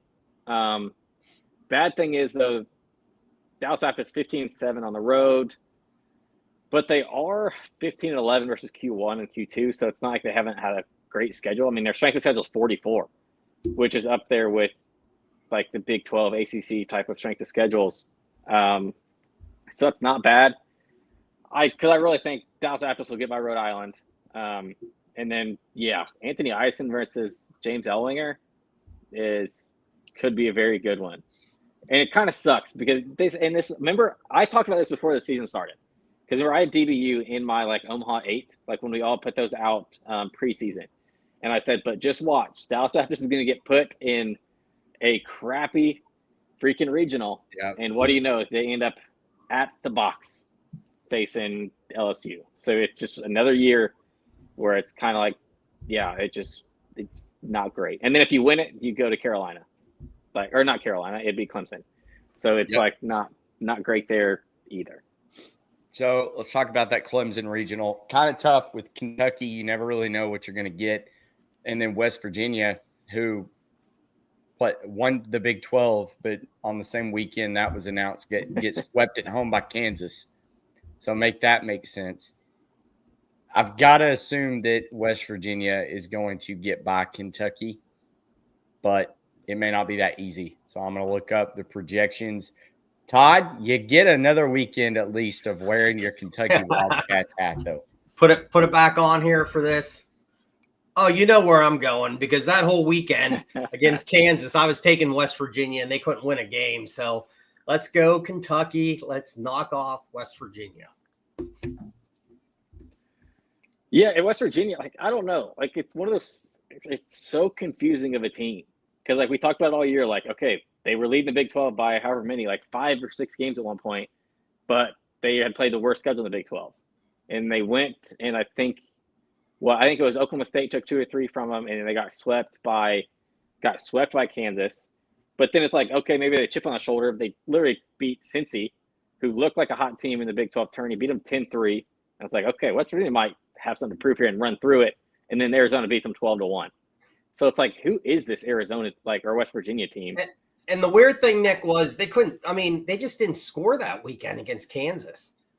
I mean, I was like, man, Kansas pitching is not the greatest. And it's like, they got shut out, I believe. Let me look. Twice. Yeah. They got shut out twice in that series. And then Arizona, they handled Cincinnati in the tournament here this past week, 10-3. Then they lose 12-1 to Arizona. If you don't have pitchers in there, neutral site, it's -1. Got to be Griffin. Yeah. I mean, we know they'll throw Griffin Kern first. Ken says, still very new to college baseball are these tournament games. You lose and you're out. So it's double elimination. Let me explain it to you this way. So super easy if you just look at it in a very small sample size. So Clemson will play USC Upstate. The loser will go to the loser's bracket down here. Kentucky will play West Virginia. Winner, loser.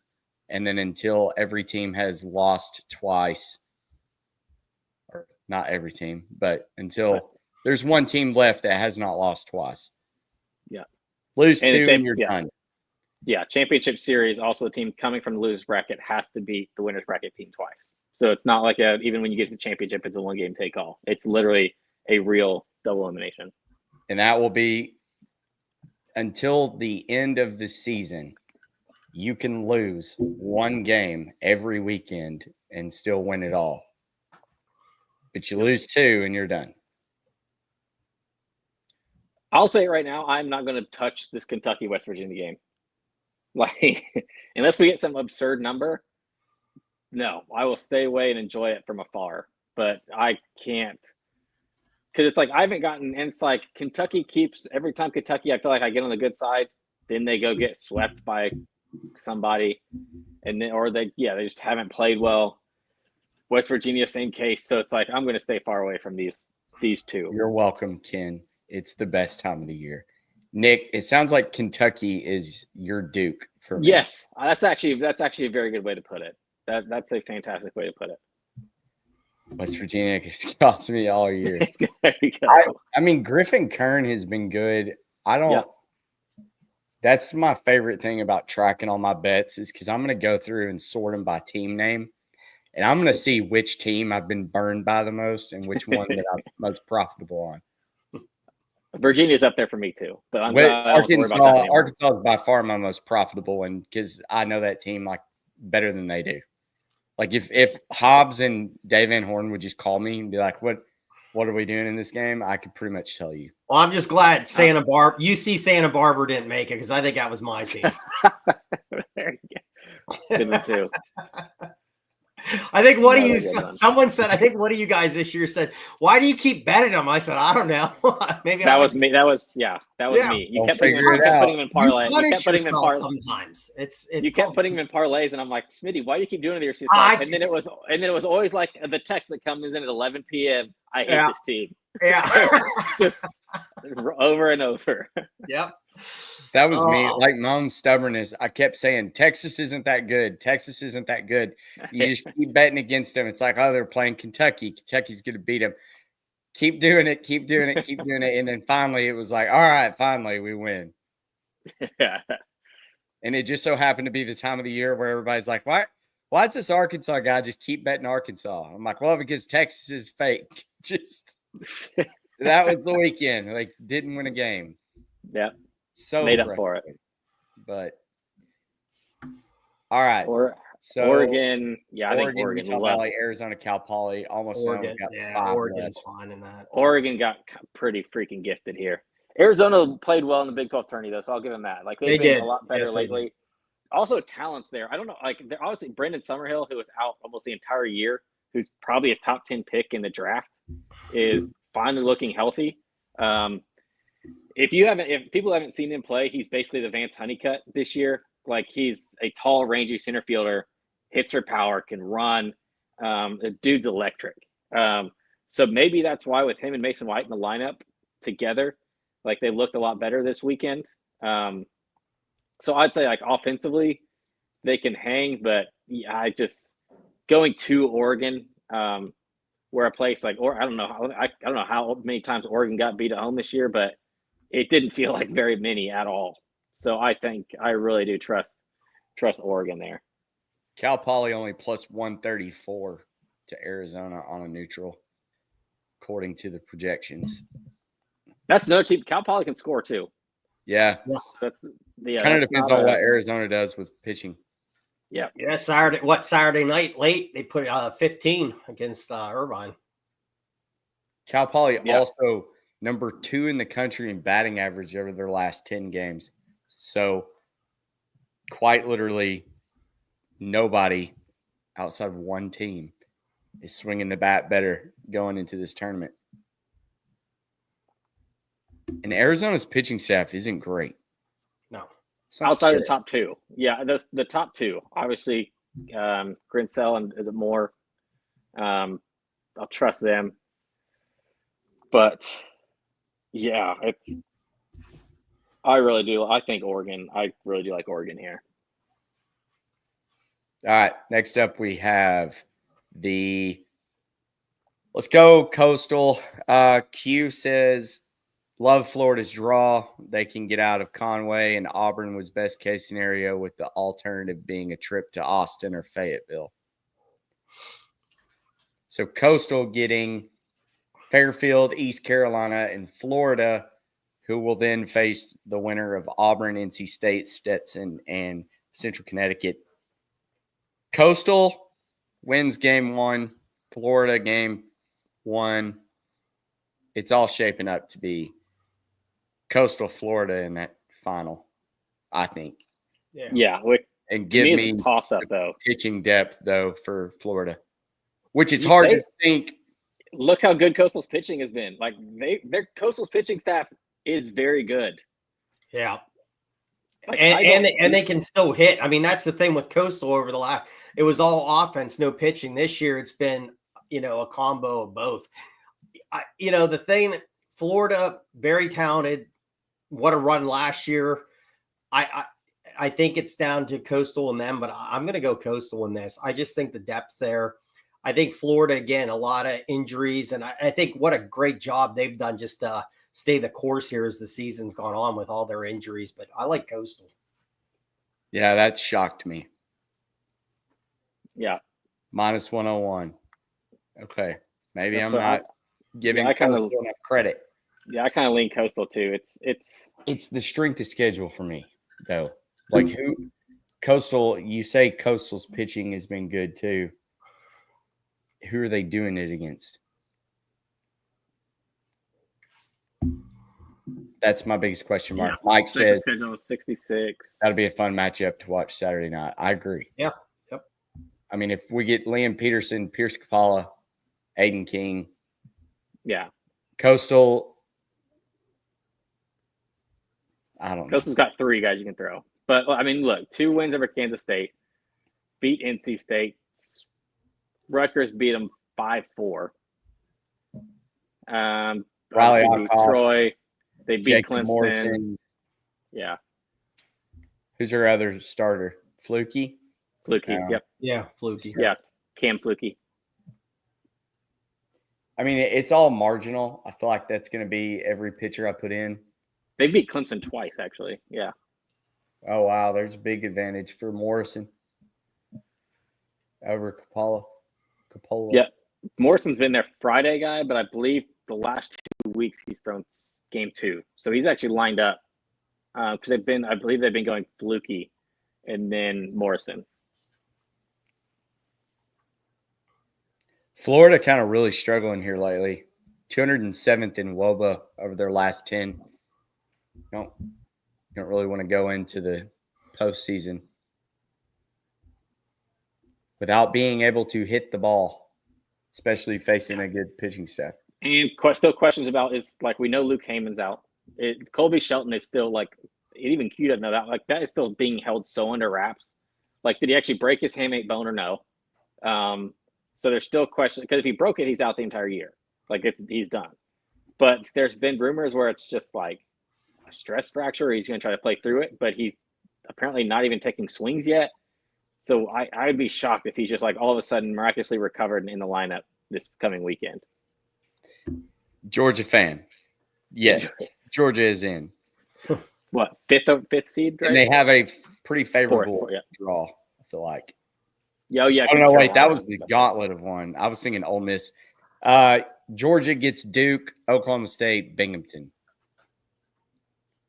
You can beat all of them. It just kind of depends, which is the most compelling thing about it is because I've said all year Georgia's offense is good. Their pitching staff, can we really trust their starters?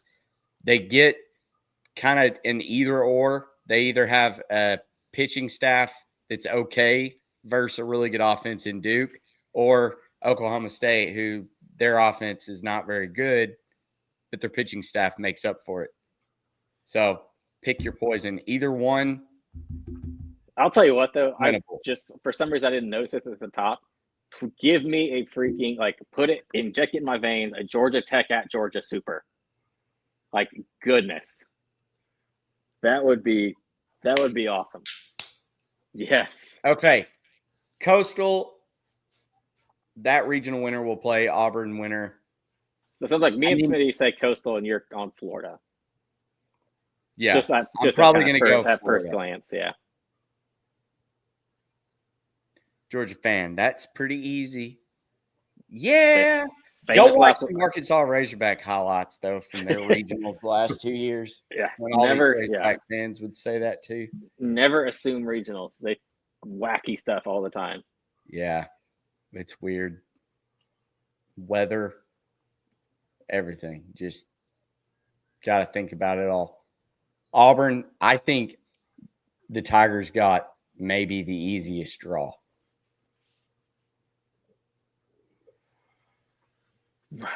This is another case. I swear I've said this about half the freaking ACC teams. Which one shows up?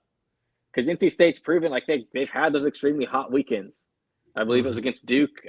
Was they swept? Was it Clemson they swept? And that was also when Clemson was kind of in that lull. But it's like, here comes Elliott Avent again in the regionals. It's like somehow this team always figures out a way to win a regional. So I wouldn't say it's easy, but yeah, I mean you're getting Stetson as your 3, who I think is very good. I think whether like Stetson or Austin Peay came out of the A-Sun, you're getting a challenge there. But yeah, I think Auburn should be able to kind of handle business here. And this is another one where they can throw off game 1. James says Horns always have a soft regional, but they may have the easiest path to Omaha. Who is Texas's super? Oh, UCLA. Unless, like I said, I think they're most worried if it's Irvine. They really do have it. Nick, NC State did sweep Clemson. Okay, so yeah, I knew. And they also swept UVA. Do you think Auburn can make it to Omaha? I mean, yeah, I think they get through their regional pretty easily.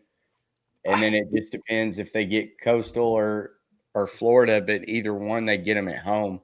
Crazy to say that I would almost bet on either Coastal or Florida over Auburn. But I don't know. Auburn's one of those teams, like there's always a team every year where it's, I know, Matt, for you, it's Texas, where it's like you look at the numbers, how do they keep winning?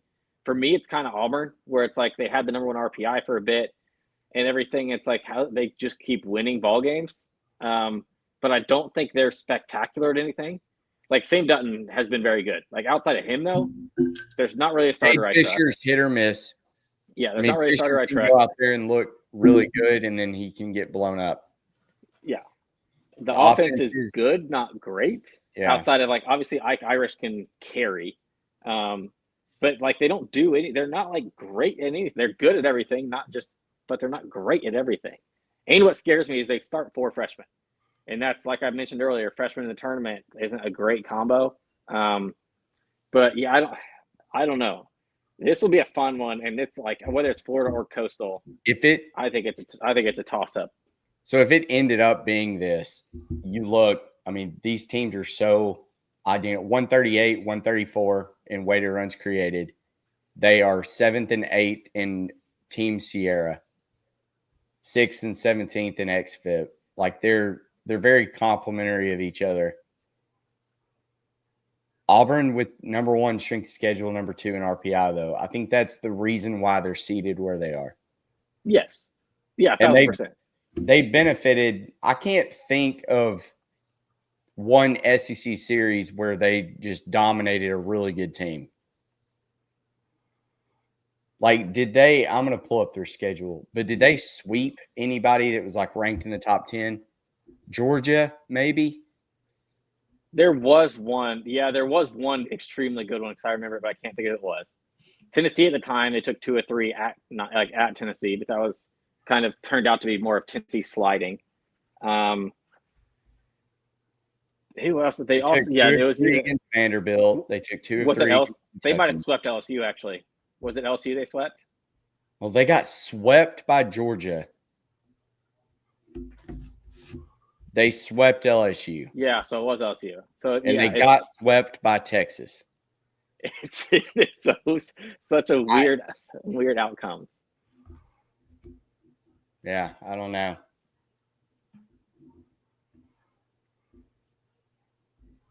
But I do like him in the regional. I don't know if I like him too much in their super.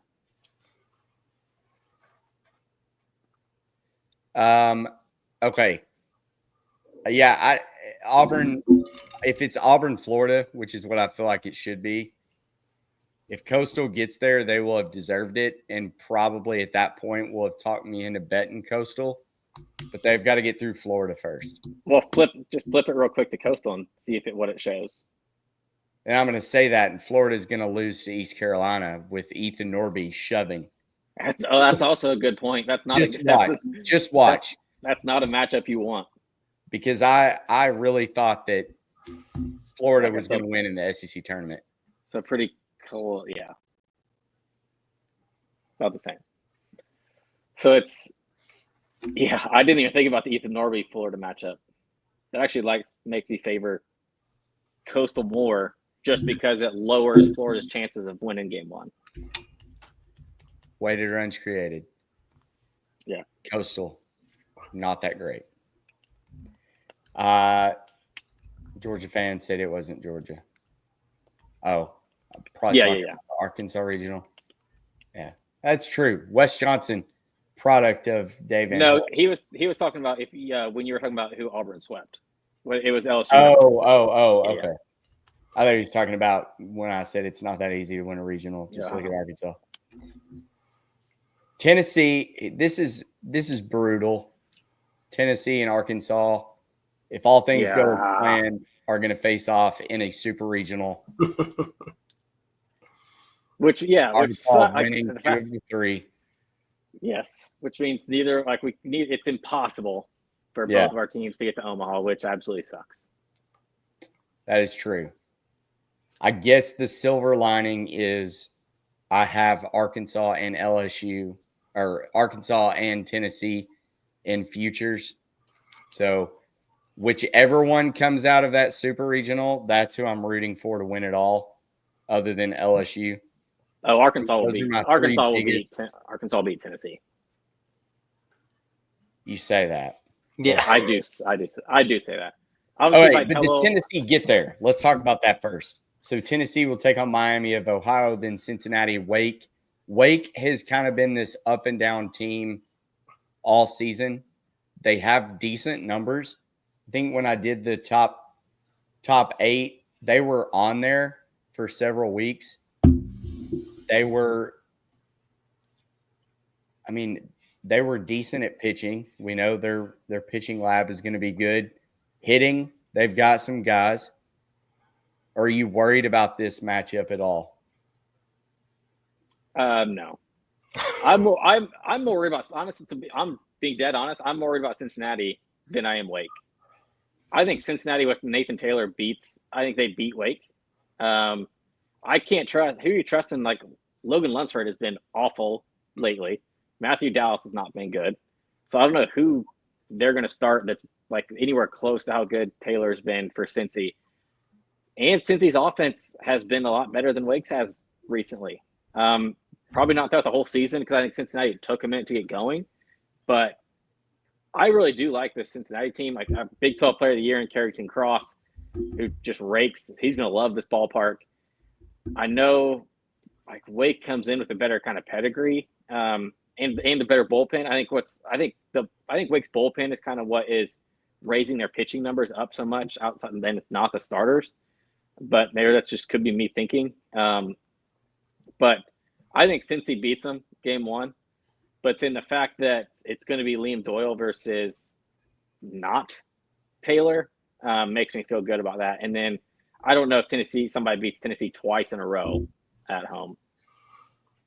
Does Tennessee Hello throw Tegan Coons against Miami of Ohio? No, he'll stick with it'll be Marcus Phillips. Just because that's the order. Yeah, I would just love knowing that I have Phillips and Doyle though for the next 2 games. What were you saying, Smitty? No, I think Tennessee cruises through this. Don't say it that way, please. Well, it's not my team, so I can't say it. You don't have to agree with me for that. Wake Forest is 27th in team pitching, 26th in hitting. I think Tennessee. So they are very well balanced over the weekend. The difference is Tennessee is 2nd in the country in team pitching, and they are 4th in the country in team hitting. So also very well balanced, also better. Better strength of schedule, better RPI, and they're at home. I think Smitty is correct in saying I think they score a lot of runs. Tennessee should have no problem clicking at this moment. And yeah, I'm trying to pull up because let me see. Wake is 10-11 on the road. That kind of tells me a lot. Recent series. Oh yeah, the weird Louisville one. I don't know what that was. So Vanderbilt already down at 12-1. They were 20-1 to win it all last year or last week. Yesterday. North Carolina plus 950. They were 18-1 on FanDuel Sunday night or Saturday night. Arkansas up from 450 to 475. Tennessee plus 700.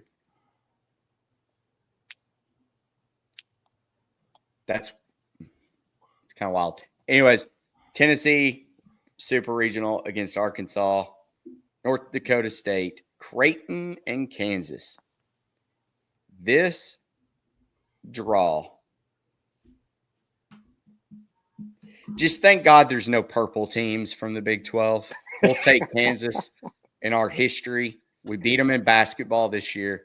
We beat them in the bowl game in football. Can we get a three-peat? We will see. But I've got to think that odds makers, as high as they've been on Arkansas all season long, they're probably going to be like minus 400 to win this regional. Yeah. Yeah, they're fine. Yeah, I think even like matchup styles, I think this is as good as Arkansas could ask for. Creighton's one of those sneaky teams because like they haven't played the best schedule, but they keep winning. I mean, kind of we considered Xavier good and we considered UConn good, and they kind of rolled those teams all season. So it's tough being up there in like the middle of the Midwest and like not being able to get like the kind of big midweek matchups to see who they'd play outside of, I think I'm sure they played Kansas State. But yeah, Creighton's like one of those teams that I don't know enough about, but they do just keep winning games. So RPI 50th, strength of schedule 196. I think it's probably just more of the, okay, yeah, y'all have had a 40-win season. Good job. But who have you actually played?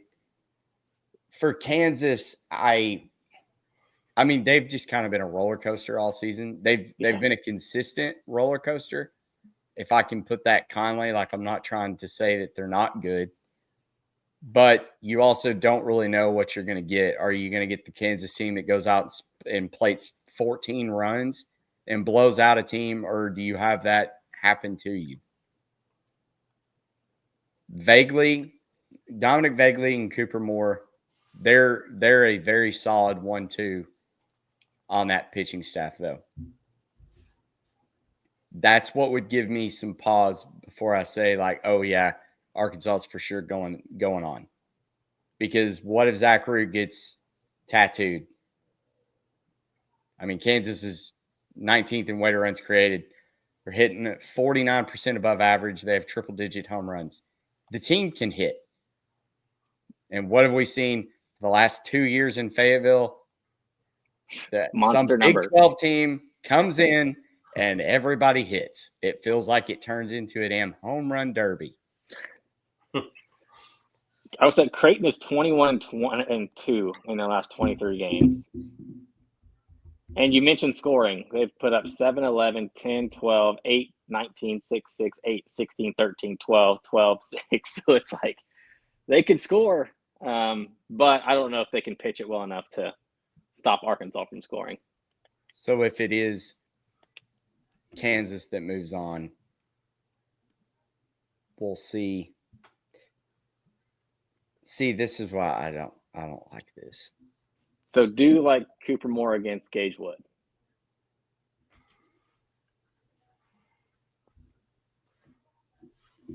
Arkansas 32-4 at home this year. Yeah, and they do have one of the better home field advantages. I think it adds 1.25 runs or something like that, which really will throw off the money line price and inflate that for the run margin. But minus 284 probably seems right. I mean, I know odds makers have been stupid high on Arkansas several times. Yeah, it'll be unplayable. Or even like a parlay piece, they'll probably put it 350 or Minus something. 240, minus 260. I feel like that it'll be somewhere in that ballpark, which is going to make me take Kansas on the run line. Because if I can get 2.5 with the Jayhawks, do it. Yeah, I think I favor Arkansas's draw over Tennessee's, but that's also because I think Arkansas is quite a bit better than Tennessee is.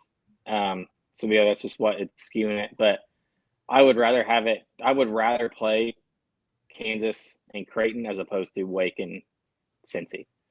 But bullpen. That's also how it's supposed to be when you're the 3 seed, you're supposed to have the better draw. Like that's part of it. And we're working on getting the formula. So if you've ever looked into like the sabermetrics of baseball, the formula for Sierra is insanely long. We're trying to get that incorporated, but XFIP is the next predictive thing. Arkansas is first in their bullpen, best bullpen in the country. That makes me feel good, especially with Kansas being 133rd. So if Root or Wood, whoever gets blown up, at least we can stop the scoring. It's kind of like the Ole Miss game in the SEC tournament. Dave Van Horn even said in his interview, I wasn't worried that they scored 5 runs because I felt like we could keep them at that. Well, they did, but then they couldn't score 5 runs. Yeah. Left way too many runners in scoring position. It's the same thing they did against Tennessee in Game 3, where it's like Tennessee put up, 4 early, and then I think McIntyre came in and just for some reason threw the best he's thrown all season.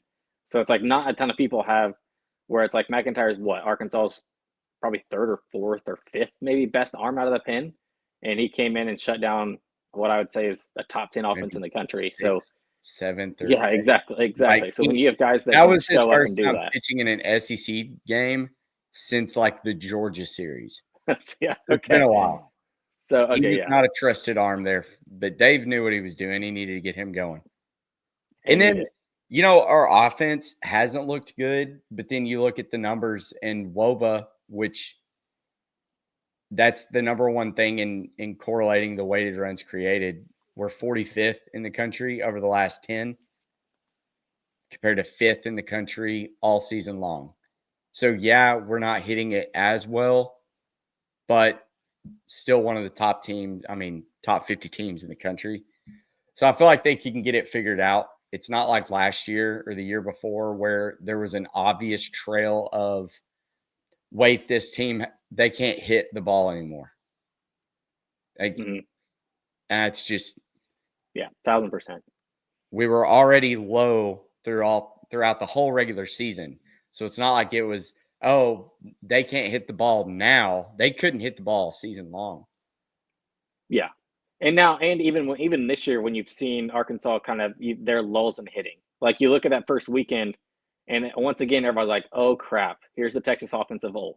Or not Texas, Arkansas offense of old, but it's because they're playing in Texas at that freaking that giant field. And then you look at the only other times they've struggled offensively has been on the road. So now they're going to get 2 series at home where they've hit extremely well all season. So, yeah, I think that's a huge advantage, and I do think they get to Omaha from there. Interesting to note, though, Dominic Vagley for Kansas, he is a righty, and I think Cooper Moore is too. Yeah. So Arkansas struggled more against right-handed pitchers than lefties. I could see that. They're like the most. Arkansas's most dangerous bats are all right-handed, outside of big guy. I came from drawing a blank on his name, but you look at the Robinette. Huh? Yeah. So then you look at the Aloy brothers, both right-handed. I mean, that makes sense. Just like for Tennessee, like Tennessee's best hitters are left-handed, so they struggle more against lefties. It's just how the lineups work. So that's not surprising. Smitty, you got anything else? Now, I think both you guys need to relax a little bit. I think both your teams get to and play each other. So relax, enjoy it. It's going to be fine. I'm most annoyed that even if that happens, we play each other in this. Yeah, that does stink. Yep. Now, I just think Arkansas has too much pitching, and they'll be able to score runs. I think they're going to be fine in that. And I'm opposite of Nick. I think Tennessee's is a lot easier than Arkansas's personally, but I think Tennessee absolutely blows out those teams that they're going to face over the weekend here. So now if I jinx it, I'll apologize. So sorry. It'd be all your fault. I know it will be all my fault. So Vanderbilt, who's coming out of this one? Final picks real quick as we go through it. I'm taking Vandy. Go super regional also. So we're naming our Omaha 8. Vandy. Nick? I think we lost Nick. Did Nick freeze? I think he did. Texas. I like Texas is going. Oh, Texas, yeah. So Vandy, Texas are in. Yeah. This is where it gets a little tricky. I want to say it's Florida State. Yeah, I mean, I'm going to say Florida State. Okay, I lost y'all for a while. Yeah, there you go. Are you taking Vandy to get there out of that regional and super regional? We're naming our Omaha 8 real quick. Close this out. I think we lost you again. Yep. Right now, Matt, I'll go Florida State too. And then I'm going to go Georgia.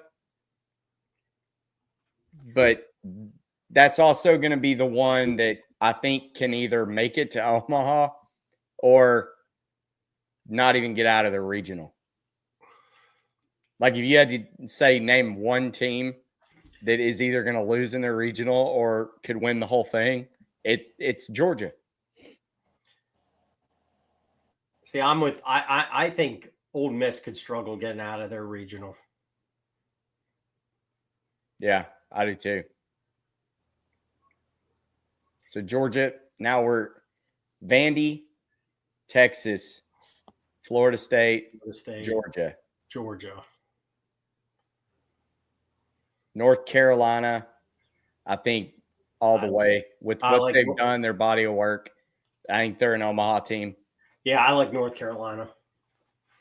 And then I think LSU. Yeah, LSU. I like LSU. And then for the final one, Can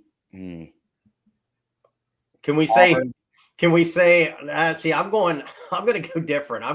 Can I say Florida or Coastal? I like one of those. I mean, yeah, I'm going to go Coastal. There's Nick. I think we got Nick back now. Yeah, I think I'm back. Yeah, I would say Coastal. I think Florida. I think it's going to be Florida. But I like the either or of Coastal Florida. Yeah, I'm going to go Coastal. I'll go Coastal because I said I think Coastal comes out of that, so I'll go Coastal. And then I will begrudgingly say Arkansas. It's going to be Arkansas. I will not. I'd go Arkansas too. Yeah. So that would be a really good Omaha 8, especially if it's Coastal. Like get some difference in there. Who'd you have from the top? I couldn't hear anything or see anything. So as of right now, based on our picks, our Omaha 8 would be Coastal Carolina, Arkansas, LSU, North Carolina, Georgia, Florida State, Texas, Vandy.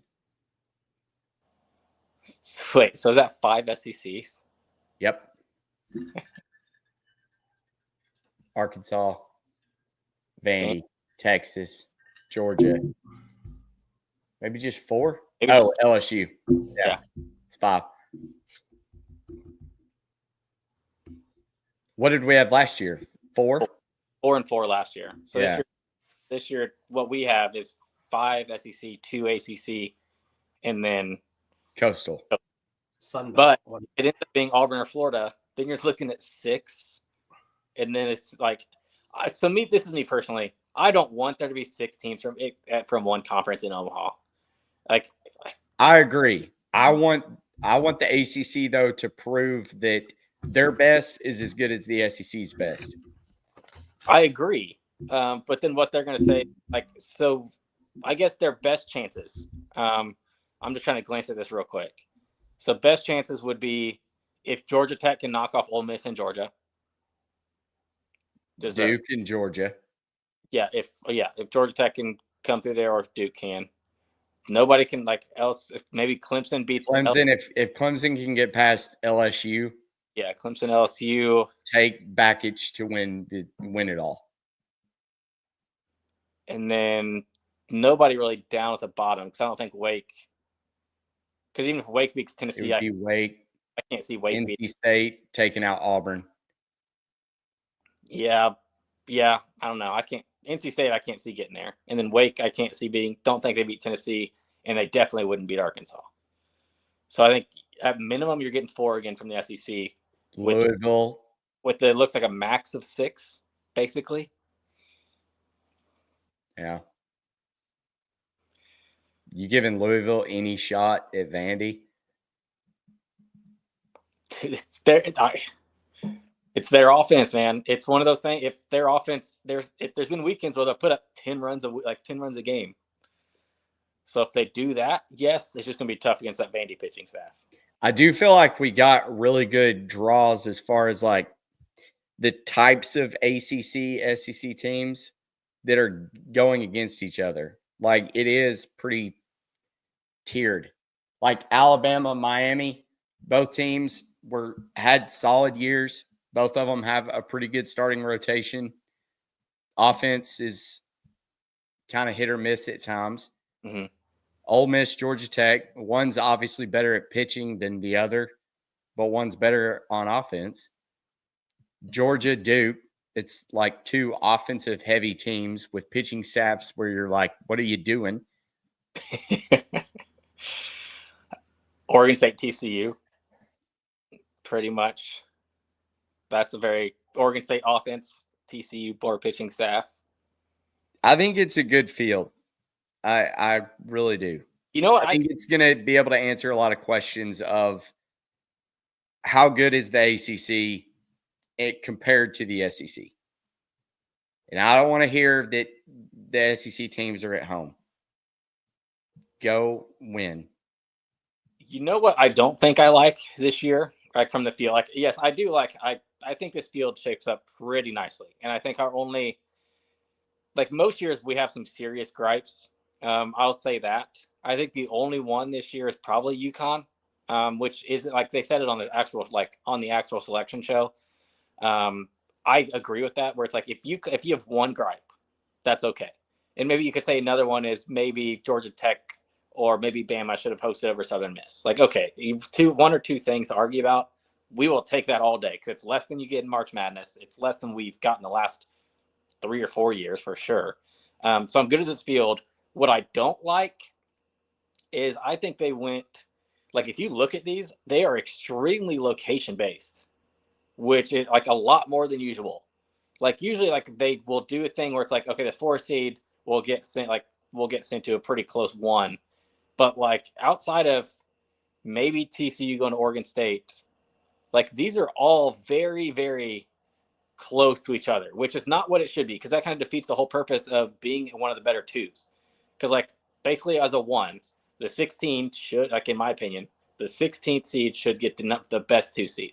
The 15th seed should get the second best 2 seed. The 14th seed should get the 3rd best, and it should just go down this line. Like, I agree.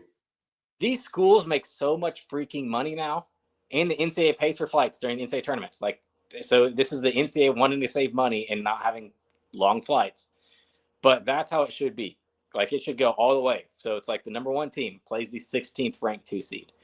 So it's like that's probably the most frustrating thing for me is like this looks so just location driven to me that I'm not a huge fan of. Except for Little Rock not being in the Fayetteville Regional. But even that, Little Rock's traveling 4 hours or 3 hours. Like, they're still going to bus it. So it's like that the NCAA is paying for nothing there. So it's like that's still not a huge thing. Smitty, any final thoughts? No, I'm excited. Hanging with us today. Super long show, but yeah, I think you guys said it well there. I think you're going to have some people about UVA too, but again, I think they're just what they did throughout the season a little bit sometimes. I think sealed the deal with them. So I think UConn. I mean, I think Nick said it well there too with like the basketball. Every year you can name multiple teams here too. So, you're always going to have that fan base that's going to agree or then be really upset that their team's not in a spot hosting or not getting in the tournament. So that's the way it is. It should be a good weekend of baseball. I think your biggest gripes can be UConn not getting in and TCU not being a host. I still have Georgia Tech or Bama or TCU, but I would have had Georgia Tech. Georgia Tech would have made sense too. Plus, they have a badass ballpark. Mm-hmm. Like their skyline with Atlanta, it's awesome. Yeah. Matthew says, "What is the plan for the next show?" So, if you're just now like following us, we appreciate that. But we always do a regional, super regional, and guide to Omaha where we'll unpack the entire field, kind of give you a inside look on all of the stuff. Basically takes the data from our website, collegebaseballinsiders.com, puts it into the guide and gives you win probabilities so you can compare that to what the odds are and the implied probability of the odds. So that being said, I have to work on that this week. And then we will do a show later in the week where we go through the guide. And I'm driving to the beach tomorrow. So I'm about to lose like 8 hours. I was up till 3 last night, getting as much done as I could. Now that the field's out, I've got to wait till odds are out. Assuming I can get done with it by Wednesday and release it, we'll do a show Thursday morning. Y'all good with that? Yeah, like, well, are we going to do one for like the guide and then another one for like day 1 plays? No, we'll probably just do them both. Okay, so then I guess it depends on. There'll probably be another long show. That's why I'm thinking just like try to knock it out at 10, 11 Eastern. So I guess it depends Assuming on when we have lines out. Yeah, it depends on when we get lines for Friday. Like, are the books going to be crap where it's like we don't get them till Friday morning or late Thursday night? That kind of. I mean, I think with a smaller sample size, we'll have. You hope. Odds. You hope. Oh, but that's also putting faith in these books that we have no faith. Yeah, that is also very true.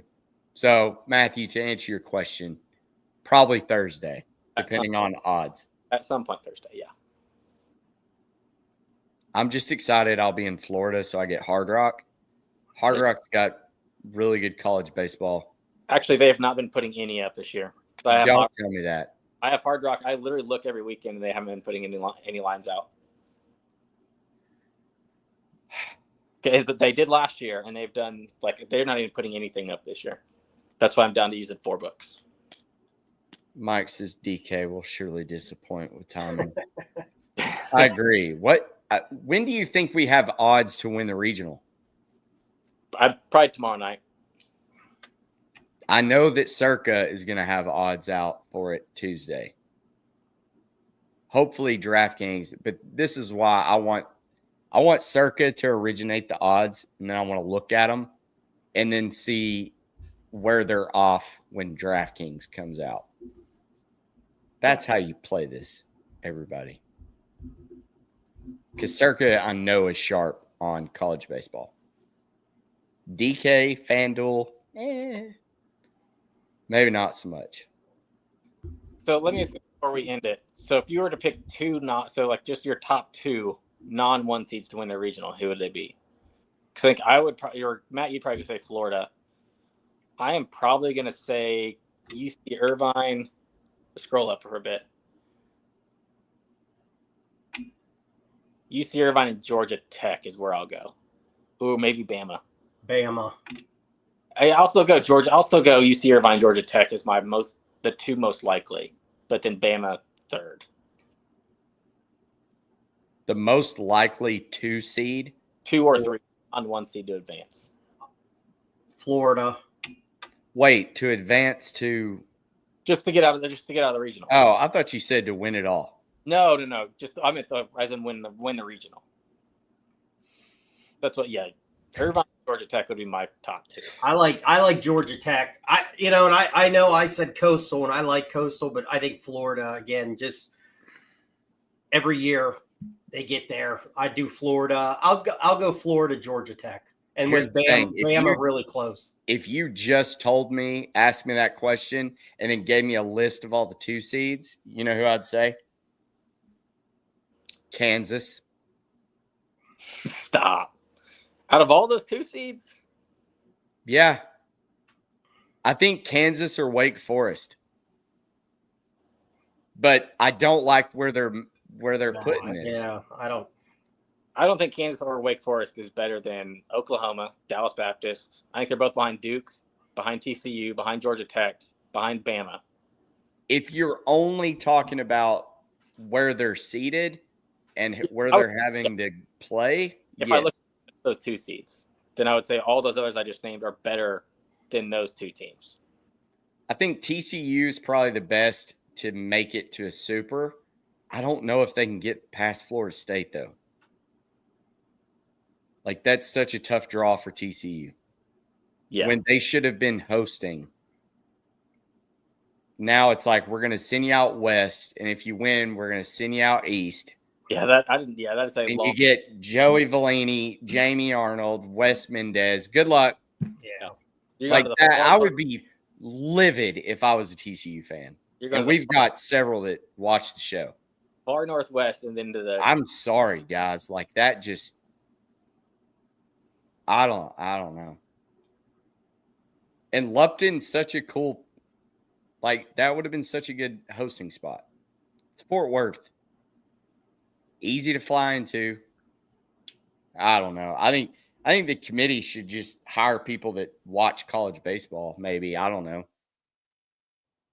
Well, Not just read a list of RPI teams. Well, even D1 and 11.7, neither one of them had TCU hosting. So I think you're out on the limb there. Like I don't think TCU earned it. If they win that game in extra innings in the Big 12 championship, do they host? Like, was that enough? I still don't know. Like, is all their metrics? What they have 4? They play 7 Q1 games or something like that. I can't remember. But wait, though. So it's like, okay, do the conference tournaments matter or not? Because was Ole Miss going to host until they went on their run and through the SEC tournament? Was Vanderbilt going to be the number 1 overall seed before they won it? Yeah.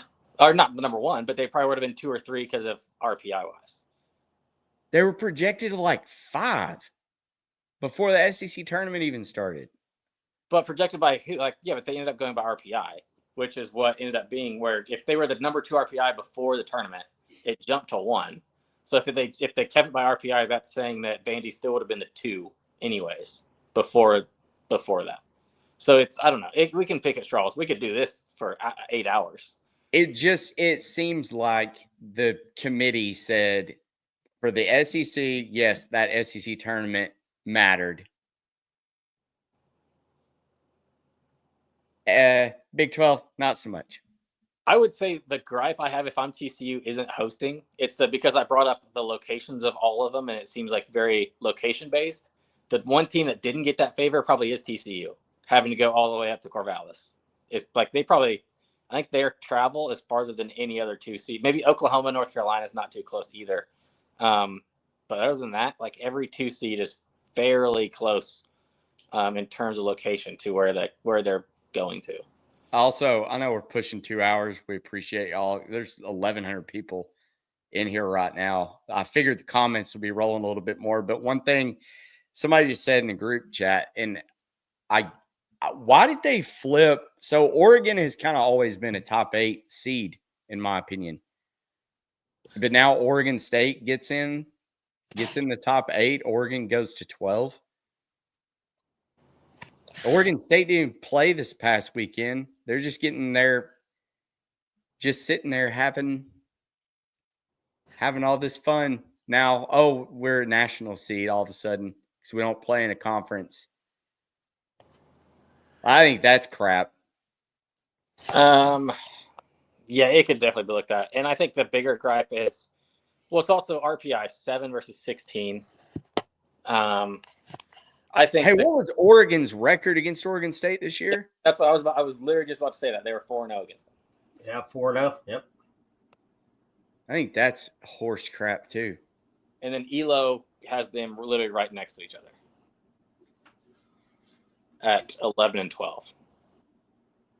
And then it's a domino effect because what happens now? Oh, congrats, Oregon. I know you probably should have been a top 8 seed, but we gave it to your redheaded stepbrother. And in return, if you win your regional, you get to go to the East Coast and play North Carolina. Mm-hmm. Why? Why do they do this? That's so crappy.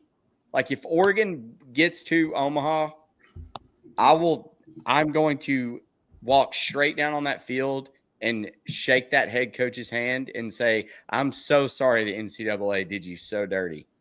Congratulations on making it here. We're rooting for you. That's crap. Anyways, rant over. Anybody else? That one, I could see that one flipped. I wouldn't have an issue if Oregon was the 8 there. But I think there's reasons why. Like, yeah, their RPI did them no favors. Don't lose to Nebraska. Like that's another one. But it's I get that argument. There's not real, like I said, I don't have a ton of scratch with this, which is kind of. UCLA lost to Nebraska too. I know, and UCLA they sneak in. Like it's just what are you doing, committee? What are you valuing here? UCLA was probably 12 or 13, but then UCLA at least got to the championship game.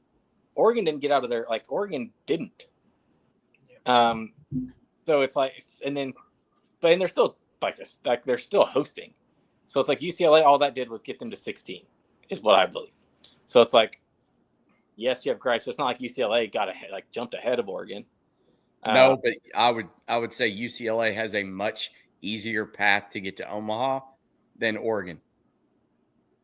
Well, that's better also seeding, but tougher regional and tougher super regional. Meanwhile, UCLA gets here with Arizona State, UC Irvine, and Fresno. UCLA has the tougher regional. UC Irvine and Arizona State is the tougher regional. I think UC Irvine moves on, anyways. But then I hope because I think UCLA may be up there with Texas as far as like pretender. I was about to say it's also you're viewing it that way because of how low you are in Texas. I mean, he still picked them to go to Omaha though. Without Jared Spencer, mm-hmm. It's tough. Yeah, that's just looking at the path though. Like I'm not a believer in UCLA either. Somebody else is going to come out of that than UCLA. I don't know. Yep. All right. Well, thank you all for tuning in. We'll be back on Thursday for the show, and hopefully we get some odds on regional futures to win the regional. We'll have our guide out hopefully Wednesday night. And until then, we will see you later. For Q, who is not here, Smitty and Nick, we've been the College Baseball Insiders. Thanks again for tuning in. See you later.